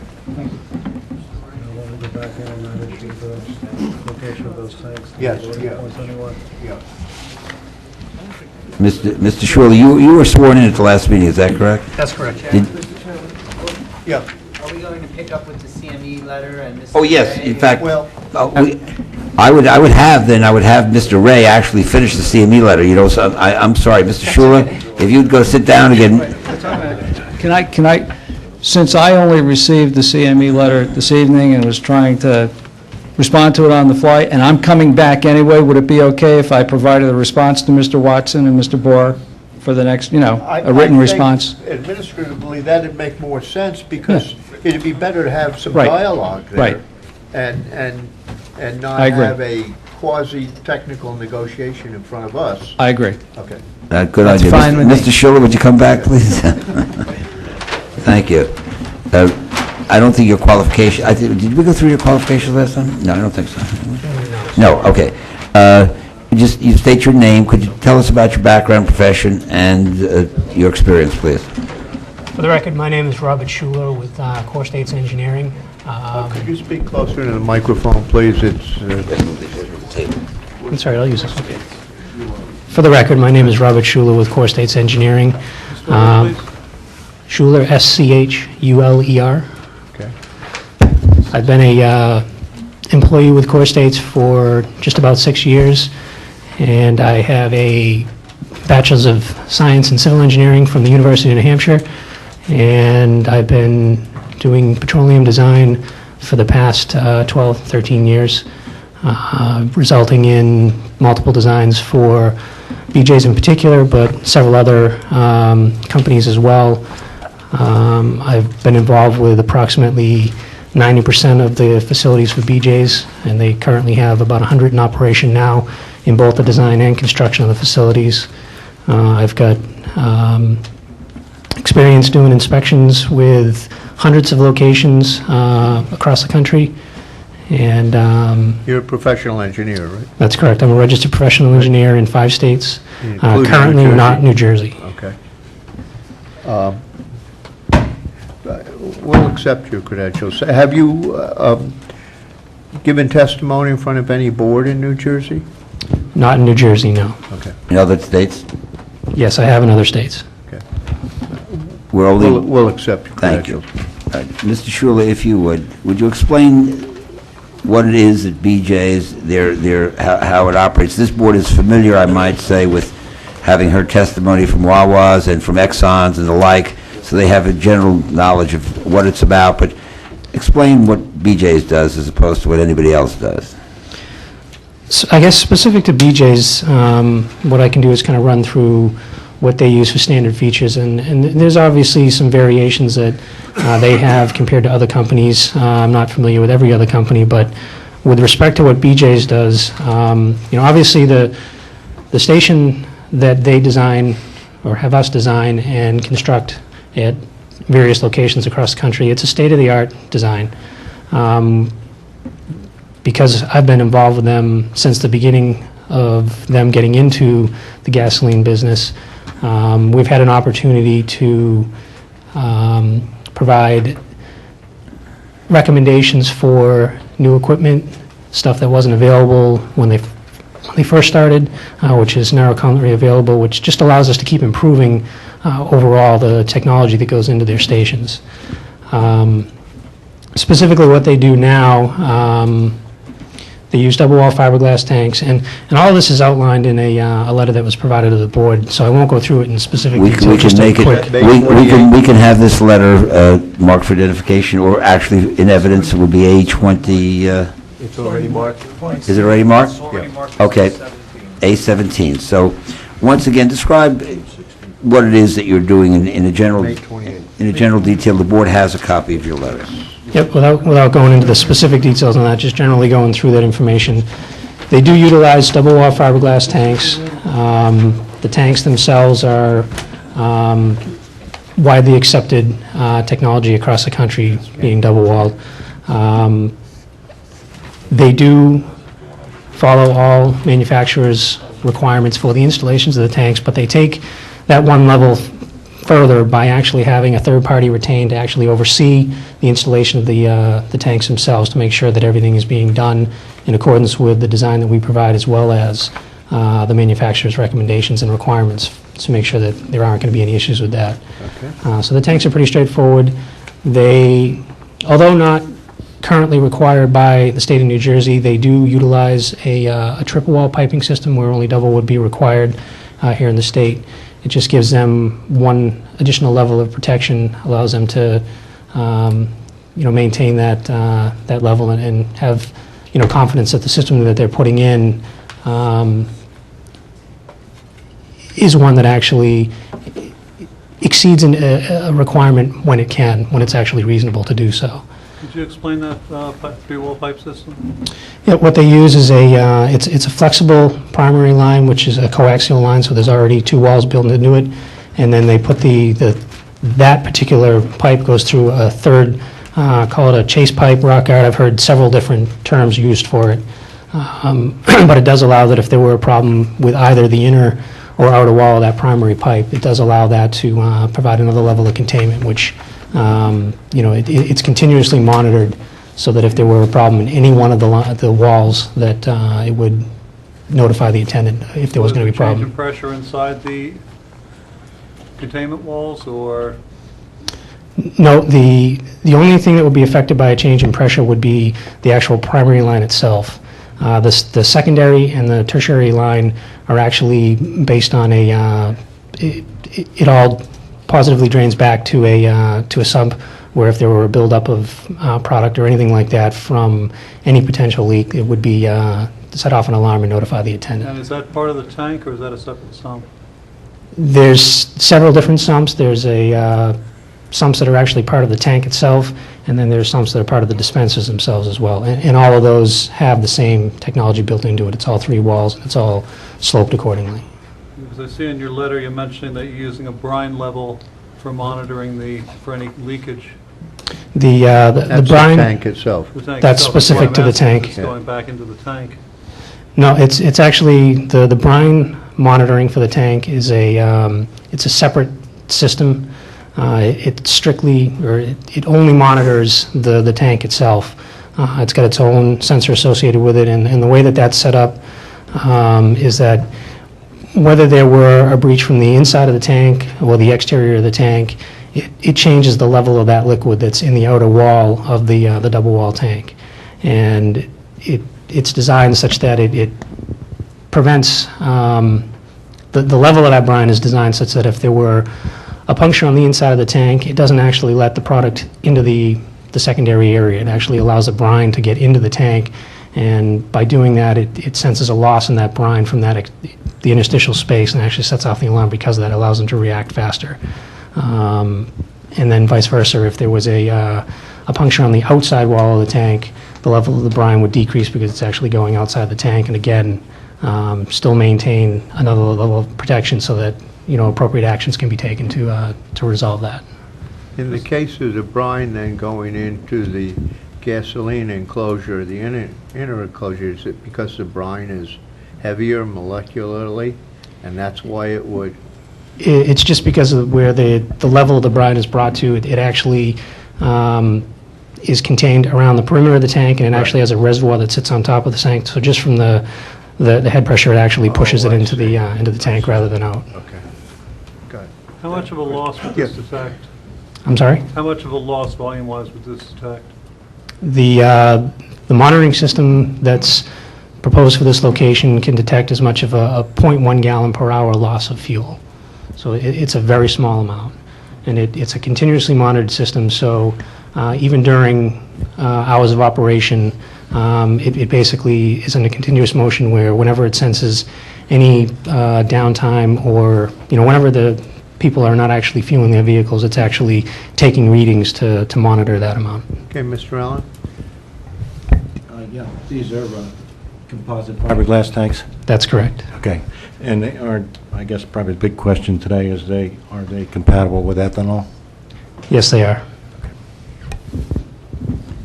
Following that question, do you anticipate, with the fact that we may be switching to some ethanol-based fuels, are you going to have a separate tank for that? Or are you just with the two tanks that you got? There's no proposed, One of the there's nothing arguments is proposed that right there's not now. enough ethanol stations in the country, and a lot of them are in Midwest, and they're trying to push to expand that. I was just wondering if you were anticipating that. It's just an academic question. It's not something that BJ's is doing at this time, but that's not to say that it wouldn't be something they would consider depending on how things go down the road. Right now, they would be staying with their standard 20,000 gallon Okay, tanks. thank you. Why don't you bring up the question of location? Is it appropriate for him, or should we go back to the? You heard the question about location. Does that mean anything to you where it was suggested that the tanks be moved to a different location where you were there? when Yeah, that now's the question came up? time. Yes, I did hear the question about the location of the tank. I actually reviewed that location when they actually proposed the change in the overall position of the station, and just based on what the driver needs for space and where the tank's located and the side of the truck that he has to actually drop the fuel off of, it actually is, based on other stations that we've seen, located in a reasonably acceptable area. The tankers, and I know when I had a conversation just after that comment had come up, but that area that's designated for the tanker to actually pull up beside the tank to actually unload fuel, there's additional space in there that would be allowed for that because the fills for the tanks are located right down the center line of the tank. So when the truck actually pulls in there, he's going to be basically half on top of the tank as well. So you're taking what may have been a 10-foot area on the plan designated and actually turning it into almost 15 feet. So I think there is certainly sufficient amount of room there for the trucker to get up where he needs to be on top of the tank and be completely off of the drive aisle. And we'll My problem with that, though, is that he's also on a curve or a turn in the parking lot. So you now have people coming through there while he's parked there, and we need some type of either protection for the truck itself or to relocate those tanks to where he's not in the line of fire. Right, and I think there was some talk about potentially shifting it to provide a little bit more protection there on the corner, but I believe that's something that they will look at. There's no problem, you don't see any problem with relocating those tanks then? We can move the tanks to wherever it would be necessary. I mean, as long as we can ensure that the driver can safely pull up, offload on the passenger side of his truck without, having any effect on where the hoses are going to lie, so that there isn't any crossing over the hoses or any reason to suspect that there would be somebody who could, run over a hose while they were actually, loading. Then we can make any locations work as far as the design. Mr. Shula, if you know, I think I would represent that somebody can come up and testify to this, but do you know how many, I understand there's 1 to 2 deliveries a day max would be basically, or are you familiar with that, or is that somebody else to ask that question? I don't know what would be expected for this location. Well, I would be representing, and we'll bring you testimony, that 1 to 2 deliveries a day, 20, so it's maybe half an hour a day that they'll even be in use. I think it's about, how long it is to unload? It's about 30 minutes. About 30 minutes? So you're talking about 45 minutes an average of a day that there would be a trail, actually, with the way things are going now, maybe it'll only be half a trail, half a tank. Mr. Sharico? Right now, you get the tanks in this area, correct? That's correct. Okay. 2 things. Can we move the tanks from here and put them over here? Is that your area, Mr. Shula, or should we be talking to the engineer? I'm just asking a question now. From the site perspective. The site perspective. It's off to the engineer side. look at it. The site engineer should, I think, Mr. Schuler would say you could put them anywhere on the site. I think you almost said. You're right, you can, The reason being, the tanks are off out of the side, the truck would have to be over here to load, unload. And it would solve Mr. Meyer's concern, and you wouldn't have passenger cars. You got some knuckleheads out there that would, I didn't see the truck. As big as it is, I didn't see it, and they'll run right into it. But if you put them over here, you're not going to have the public passing through there. It's a thought, and whoever needs to look at it. We'll look at it, and we'll give you an answer by the time we come back. Okay. Fair enough. Mr. Durella? Yeah, you're going to install these, this is just a ground installation, you're not going, or is there going to be vaults? Are the tanks going to go into vaults? It would be a quote-unquote standard ground installation. It would be set in a material that's specified by the manufacturers. It would be wrapped in a filter fabric, and it would be just a double-wall fiberglass tank. So there's no vaults. vault containment then? That's correct. Okay. You obviously meet all requirements of New Jersey, state of New Jersey and more. That's Indeed. correct. Mr. Nansen? That was more on my question than Mr. Allen had asked. Would y'all object to putting this in a vaulted system? That'd be something that I'd certainly have to discuss with BJ's to determine what. If this board required you to put it in a vault, would you have an objection to do that? Well, could you, let's ask the question, could you do it? Could it be done? Is there any Yes, reason? it can be done, but it does, it actually creates some additional problems by putting the tanks into the vault. Anytime you set up a vault system, you have to be worried about basically creating a bathtub effect for the tank to sit in, which then a lot of times what you end up having to look at is utilizing some pumps of the sort to actually maintain and keep that actually vaulted area dry. It does increase potential problems. The typical installation, it's a proven installation, and using double wall fiberglass tanks, which have their inherent corrosion protection, is one of the better ways to actually install tanks right now. Well, I think I saw in your report something about how often anything ever leaked or whatever. I'm trying to remember. Like, I think it was never. That's what I think I saw. It's, according to that's specific to the. My issue is in this property down here, we have a stream corridor issue and probably a riparian buffer issue. You can say never, but what happens if this is the first one that leaks? Now you're in a stream corridor area that's affected by a riparian buffer and no way to contain it. there's always that next level of protection. You can say, well, what if we do this? What if we do this? What if we keep adding this? But there gets to a point where it becomes a redundant situation. You know, you could argue that if I put in a triple wall tank, that, well, what happens if there's a problem and that triple wall tank leaks? You know, can you put it in, an additional liner beyond that? We've taken their design, we've designed it to be state-of-the-art, we've designed it to meet, and in a lot of cases with some of the technology, exceed what's required by the state or the federal government. And it's basically a design that we feel is, it's a solid design that's worked for BJ's for the past 10 years. I would still like you to look into putting a vault system in. We'll We can look certainly at With do the that. alarms and, that way you can monitor it via that way. A containment area that would hold the tank's volume in those vaults. We can certainly look into that. Okay, appreciate it. I have no further questions to this Mr. Chairman? witness. Yeah, yes, Mr. Meyer. I agree with Mr. Nansen on this. This is, I believe, part of the Headwaters watershed for Dix Brook, which is tributary to the Metedeconk, which is drinking water for the southern part of Monmouth County, Ocean County. And anytime we're putting any type of fluids like this in the ground, we want to have as much protection as we possibly can. Okay. And I guess anything like surface collection and such from this will address site plan? Yeah, as a site plan, Yeah. they did address it or started to, in this, a 20-gallon attendant-capable cleanup.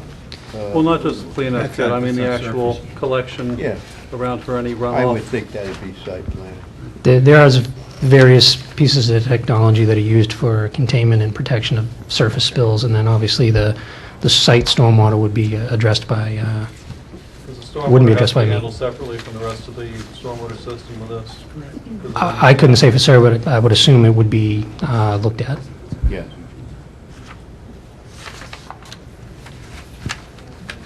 Okay.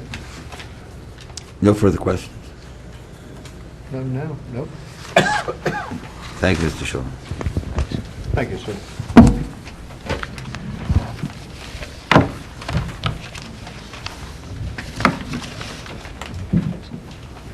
What time are you going to be going to? We were going to go to 11. Well, Is that right? we could do that, yes, that's what I Okay. thought. I would ask, again, just for the time frame, if you don't want to open it to the public at the point, John, you think you might be able to come up and deal with the CME questions rather than wait? Because I know that you're so familiar with this plan. I'm sure you can do it. See that? I have such confidence in you. He wasn't confident. Well, then if we get any responses, we'll come back. And anything we should deal with Mr. Watson or the like, we will deal with that before we come back again, but just generally in terms of the comments. Okay.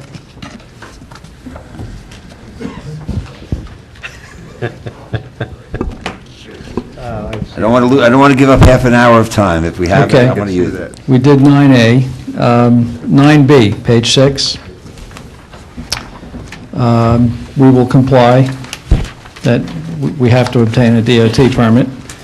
9C, Let me see, before we do that, again, can I ask the same question I had asked before regarding the first several pages, I guess through page, see page 1 and 2, that you'll stipulate that that's an accurate representation? This is areas that I think our engineer could If- speak, as they relate to As they traffic. relate to traffic. Yes. Thank you. 9C, which is on page 6, the applicant's engineer should address the following potential issues relative to the proposed elimination of the currently permitted left turns from the southbound Route 9 ramp. 1, by eliminating left turns from the ramp, motorists may be inclined to turn right onto westbound Lanes Mill Road and U-turn by means of the adjacent Southern School parking lot. I think the alternatives we've provided would probably be a little bit easier than do that. Certainly, we would want to discourage that activity. We would post any signs you would want us to post to discourage that. I think the alternatives we would propose would be a little bit, better than that, if in fact, now, remember, this is all if the DOT makes us, which nobody wants, makes us eliminate the left turn from the southbound jug handle, which, quite frankly, I don't think is going to happen, but we will, through signage or however else we can do it, we don't want people turning around the Southern School parking lot for sure. And just those alternatives that you mentioned are the signal at Kent Road Yes, and Lanes Mill Road, and the improvements at Estelle. at Estelle Lane, those two things, yes. Let's see, item number 2 on page 7 deals with Estelle Lane again. I think we've discussed that. I think we're aware of the board's concern and Mr. Watson's concern that we take a look at that intersection, whether or not the left turns are eliminated from the jug handle at Lanes Mill Road, and we will do that. Okay. 2D, the applicant's engineer should clarify the difference in trip distribution percentages for the trips to and the trips from the proposed development. Okay, and I believe I can go over this with Jim in more detail, but to give you a general idea, knowing the local road system pretty well, we knew that people coming from the north may not necessarily return to the north via the same route based on congestion, things like that. Sure. So there might be slight differences in, 20% of the traffic arriving from a certain direction, but only 15% going back in that direction. We can go over that with Mr. Watson in more detail and explain to him our rationale. It gets a little bit complicated. I don't know if we have enough time left in the evening, but it's... Or even interest, maybe. Or interesting, but Jim will find it interesting, so we'll discuss that with him prior to the next meeting. Okay. Very good. Item 2E, we have provided that information, and they've indicated that they've got it. 2F, same thing, we've provided it, and Mr. Watson's office has it. 2G, again, same thing. 2H, again, same thing. 2I deals with the queue lengths associated with the northbound left turn movement coming out of our driveway into Lanes Mill Road, and I think what that is all pointing to is the need for a traffic signal at our access to Lanes Mill Road, which we've agreed to construct, and I think Mr. Sonnenblick has spoken to that issue, so we will install a traffic signal. That's on the record, to eliminate that queuing problem. J, which is on top of page 9, deals with Maxim Southern Road and Lanes Mill Road, and I think both Mr. Watson's office and myself were in concurrence that we're going to do the four-way stop at Maxim Southern and Lanes Mill Road. We will make the application to DOT, provide them with the analysis, and pay for the application to DOT. K, What about a light there? a traffic light?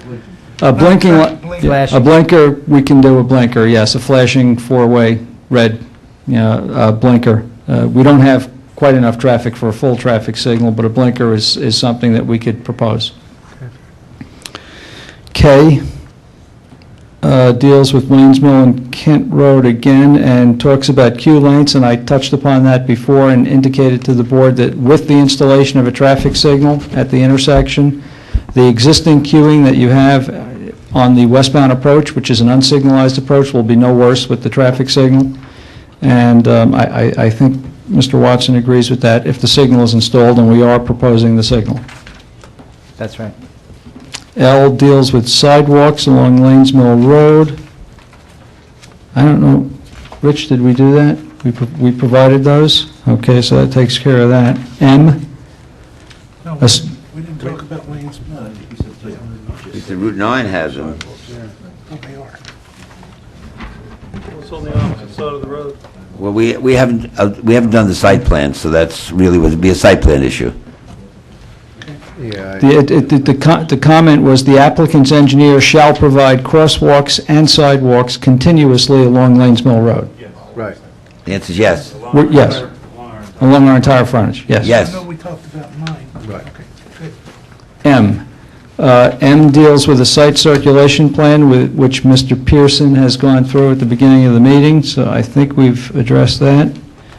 N deals with the design and placement of all traffic signs being in conformance with the manual and uniform traffic control devices. We agree, and we will comply. And O, fire lanes and striping are subject to the approval of the fire subcode official. We agree, and we will submit the plans to the fire subcode official during site plan process. Okay. And then I think we're into architectural plans, which I hope I don't have to comment on. I don't think there's anything here that relates. Yeah, it comes back into traffic if you follow the bold. Number 11? The bold- 11, yeah. E 11E. specifically. The parking, we did that, we discussed that with, 11E, yes, we discussed the parking, which I believe will be more than adequate, quite frankly, for the reasons I stated before. We meet and exceed nationally accepted standards that are published by the Urban Land Institute and the Institute of Transportation Engineers. And again, more importantly, our own experience here in town looking at Lanes Mill Marketplace and Howell Commons is that the peak parking ratios, even during the holiday shopping season, didn't really come close to the 5.5. And I absolutely do believe the 4.93 will be sufficient. I think 11F, Mr. Pearson has testified to in some detail, and I would concur with his testimony regarding how trucks would get onto and off the property. And also the relocation of the tanks potentially. We're going to look into that. Okay. I think that may cause us to, have to put some remote fills in, which we'll take a look at. Yeah, the additional circulation. for Good point. As a result, we would want to talk about circulation behind the building, behind BJ's. As a result of the change in perhaps putting the tanks over there, we're going to take Not as a, much the tanks, but the fact that you are putting a traffic light on that exit. okay. The exiting. It does, Oh, which exit? We're not putting it at that exit, Mr. No, Meyer. not at No. that exit. not that No. one, but the one in front. Yeah. The truck could conceivably come out onto, Instead of having them exit 9, exit there. he can exit there at the light, it's just he's going to have to come around the building. We need to redo the circulation. Well, Yeah. let me, I think we need to be careful with the truck circulation plan, because one of the good things about the plan, as it is designed now, is one of the first things a good site engineer tries to do is to separate the delivery traffic from the customer traffic and not to create pedestrian vehicular conflicts within the parking lot with the delivery trucks.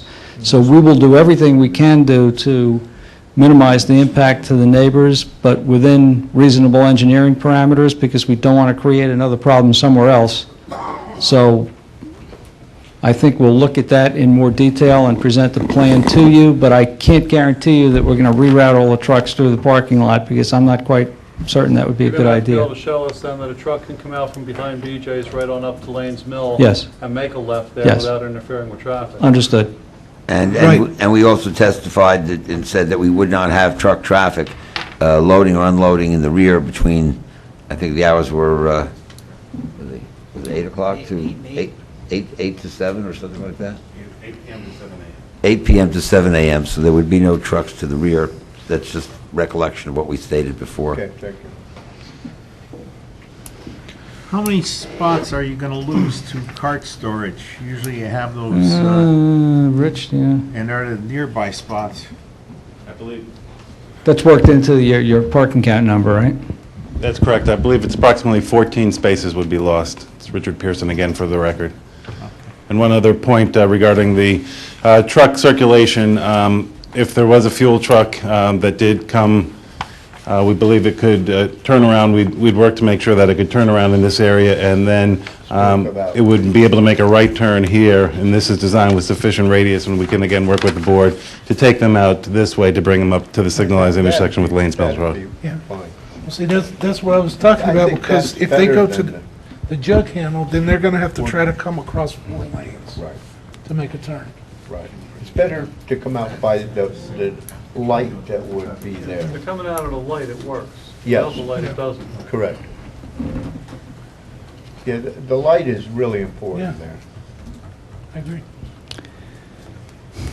There are some additional traffic comments. I think, again, similar to the trip distribution issue, we would like to discuss them with Mr. Watson regarding, Right. he still has a concern that we haven't adequately dealt with the additional traffic that the gas station will generate, and based on DOT's past experience, in these areas, we believe we have adequately taken that into consideration, but we will contact Jim's office, provide him with a little bit more information regarding that issue. Okay. And then some of the other items deal with the proposed off-site roadway improvements, when they would be constructed. And I think we know we probably are going to, it's our feeling that DOT will make us install the off-site roadway improvements along Route 9 before we get a CO. Yes. I think that's, an issue that the board's concerned with. The need for a westbound dedicated left turn lane at the intersection of Lanes Mill and Lanes Mill Crossing to facilitate, okay. Where the existing drugstore, the Walgreens and the bank and the Ruby Tuesday is, Yes. there's an entrance right across from where the Lowe's entrance is, and I think what Jim's asking for is maybe striping a left turn lane for westbound traffic to turn into that driveway. Right now, there's a crosshatched area in here. That's right. I think we can modify the striping in here. We can take care of that and provide that left turn lane. It just involves removing the crosshatching and putting a left turn lane. We have the width, it's just changing the striping. I think we can do that. Matter of fact, I know we can do that. Would that have any impact on people entering Lowe's? No, it shouldn't, because I think what people are probably doing today is they may be sitting in the crosshatching, as a refuge area, and now we're just going to take the crosshatching out. What you will have is you'll have a head-to-head left turn lane, where the traffic turning left into the Walgreens will be lined up directly with the traffic turning left into Lowe's, but that's the way you want it to be, because then they can see So would past. it be a left turn only Yeah. where the striping is now? Yes. Okay.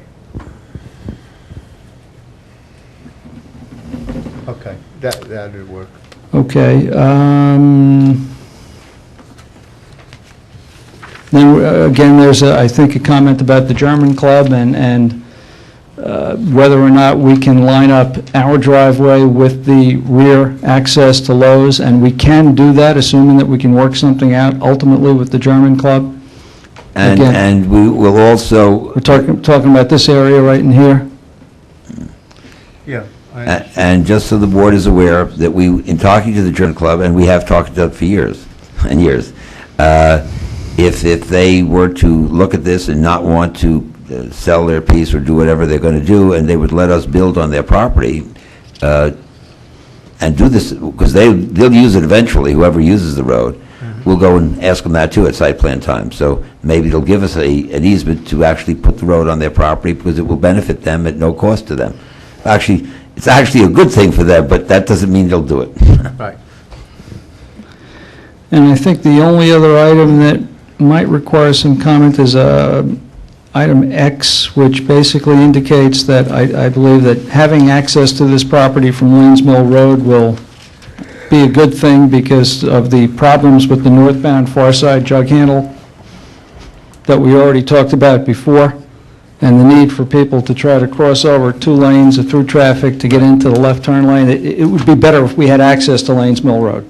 Clearly. And Jim has indicated in his review letter that he doesn't think that we can meet the DOT's level of service criteria, the access code criteria, if we don't have access to Lanes Mill Road.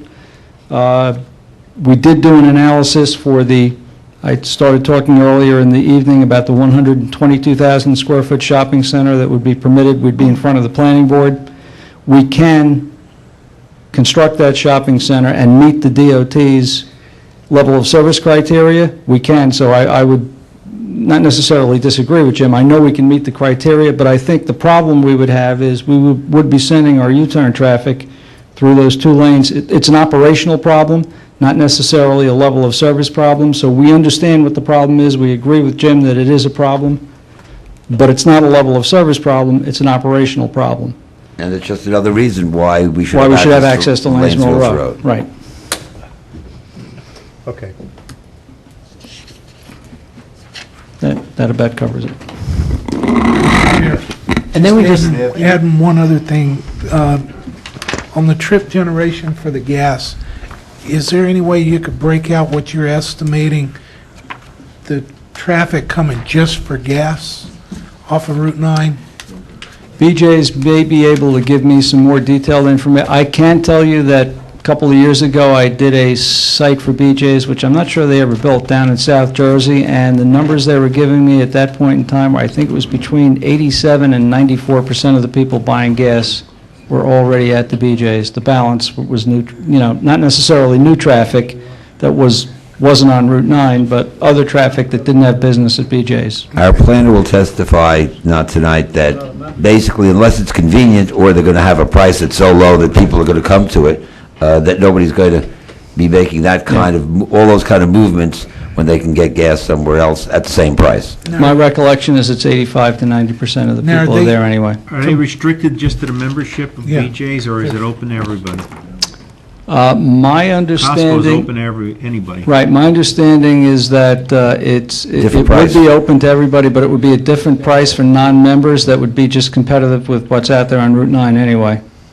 That's my understanding. So in other words, if it's the same price as something on the highway, they're not coming to us just for that. Okay, Chairman. Mr. Shiriko? If I'm not mistaken, BJ's as well as Costco and I guess Sam's Club, wherever they have a gas station, you only pay by credit card, you can't pay cash. You don't take cash. I know Costco doesn't. Anybody here from... That's true. That's They're correct. nodding in the affirmative. That is correct. BJ's has gone in an up and down Yep. motion, only credit card. Nobody's going to go in there with Oh, cash, they're not going to take Not it. anything, cash. In most states, it's against the law not accept legal tender. Oh, well, there we go. In most, it's being said we can have testimony. In most states, it's not against the law not to accept legal tender. You like that one? Not in New Jersey. You ought to go down to Seaview Square Mall where Costco is. They only take credit cards, they don't take cash. All right. Well, we'll have some, Like you said. we'll have some information for you, Charlie, on that. I didn't know that.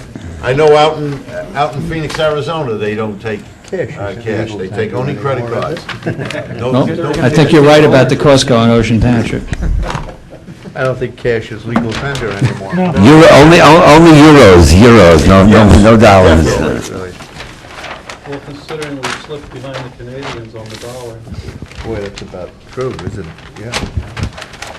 We finished for tonight. I think we are, and... I really appreciate the board for giving us this time. When would we be able to come back? And I'm asking my professional to...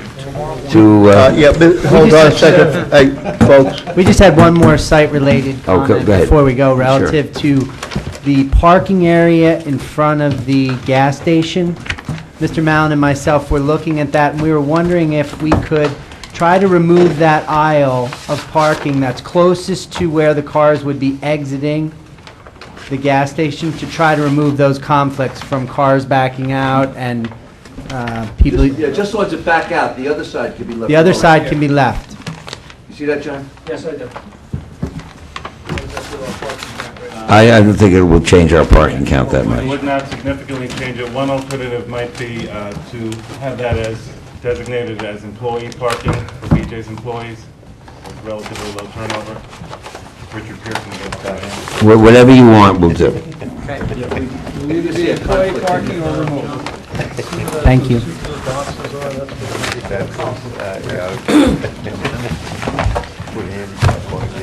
That's what I'm trying to...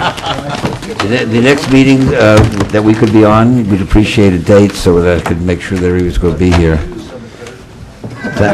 No, we have to be back before December 31st with a site plan, so it has to be very quickly if we're going to get an approval.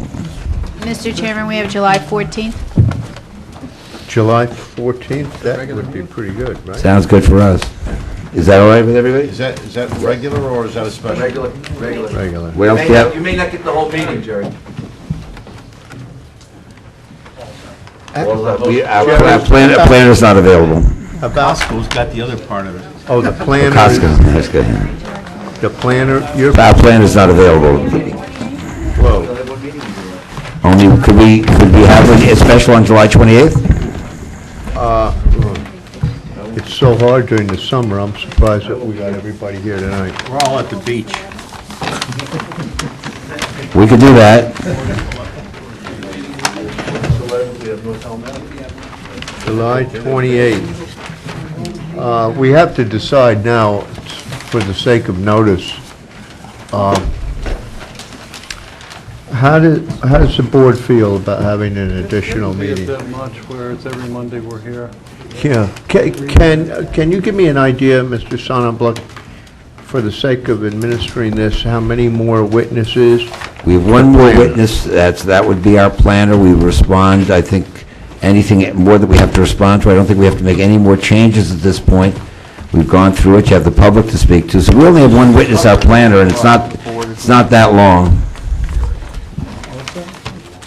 I don't know if we have you. We're leaving you in abeyance. We don't want to tell anybody you're here. So it's a potential 2 witnesses. Just one witness. The other is more in response. If the public speaks to certain areas, we have somebody who can respond. understand. We didn't want to make this into a big to-do. I won't be here, but For the 28th? here for the 28th, I'm out of town, The 21st? 21st. But that's a special. Well, you don't have the 28th, so everything would be a special. You only have one meeting. Correct. You're right. And we could finish it one night. That night would be done, if we could do What it. does the 21st sound like to everyone? I don't have a problem. That just gives us 2 meetings that month. All right. That'll be special. You'll have that. We're all in agreement? Yeah, we can do it. Okay, 21st, 7 o'clock? Okay. 7:30, whatever you say. Boy, it'd be nice if we could buying finish refreshments. in that meeting. We can get done very quickly.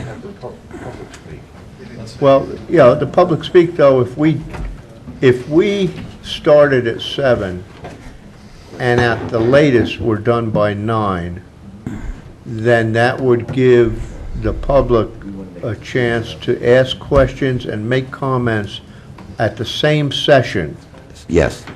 and then you could do a very brief summary. And My usual. we could probably administer this then in one evening. Right, and All right. we should be more than half an hour in terms of direct testimony, new testimony. Jack? Yeah. I don't want to throw a monkey wrench in this. Yeah. I don't know how the board looks at it, but do you really want to make a decision before you have an answer from DOT? You- I'm just, there's so many things. I- But we If might the board not feels get, comfortable, that's fine. I well, just raised the issue. everything would have to be contingent upon, Everything would be subject to the DOT. No matter, even when we do our planning board or long stuff, we are always subject to DOT. It could take us a year and a half to get to it's a great DOT. point, but otherwise, this could go on. Oh, I agree. I raised the issue, Thank you. because we raised a lot of points about what DOT is going to make them do, not make them do. But we said what we would do, and that's the And I that's the think key. the board could, concur or make additional recommendations or whatever, and we probably could discuss that all on the 21st and make any motion contingent upon. The conditions, we understand, Outside we approvals understand there would would be be- conditions, and again, we're going to have to design our site and come back with a site plan Absolutely. with, what we anticipate the DOT will do. July 28th. Just kidding. You're the only one that got it there. Thanks. All right. So without further notice being required of the public, this application will be continued on July 21st, commencing at 7 a.m., the normal, what did I say? AM. Nobody will be here. 7 p.m. till 11 p.m. Thank you. You're welcome. Make a motion to adjourn. Motion to To close adjourn? by Mr. Nansen, seconded by Mr. Shiriko. All in favor? Aye. Opposed? Any abstentions? Excellent job, people. Excellent.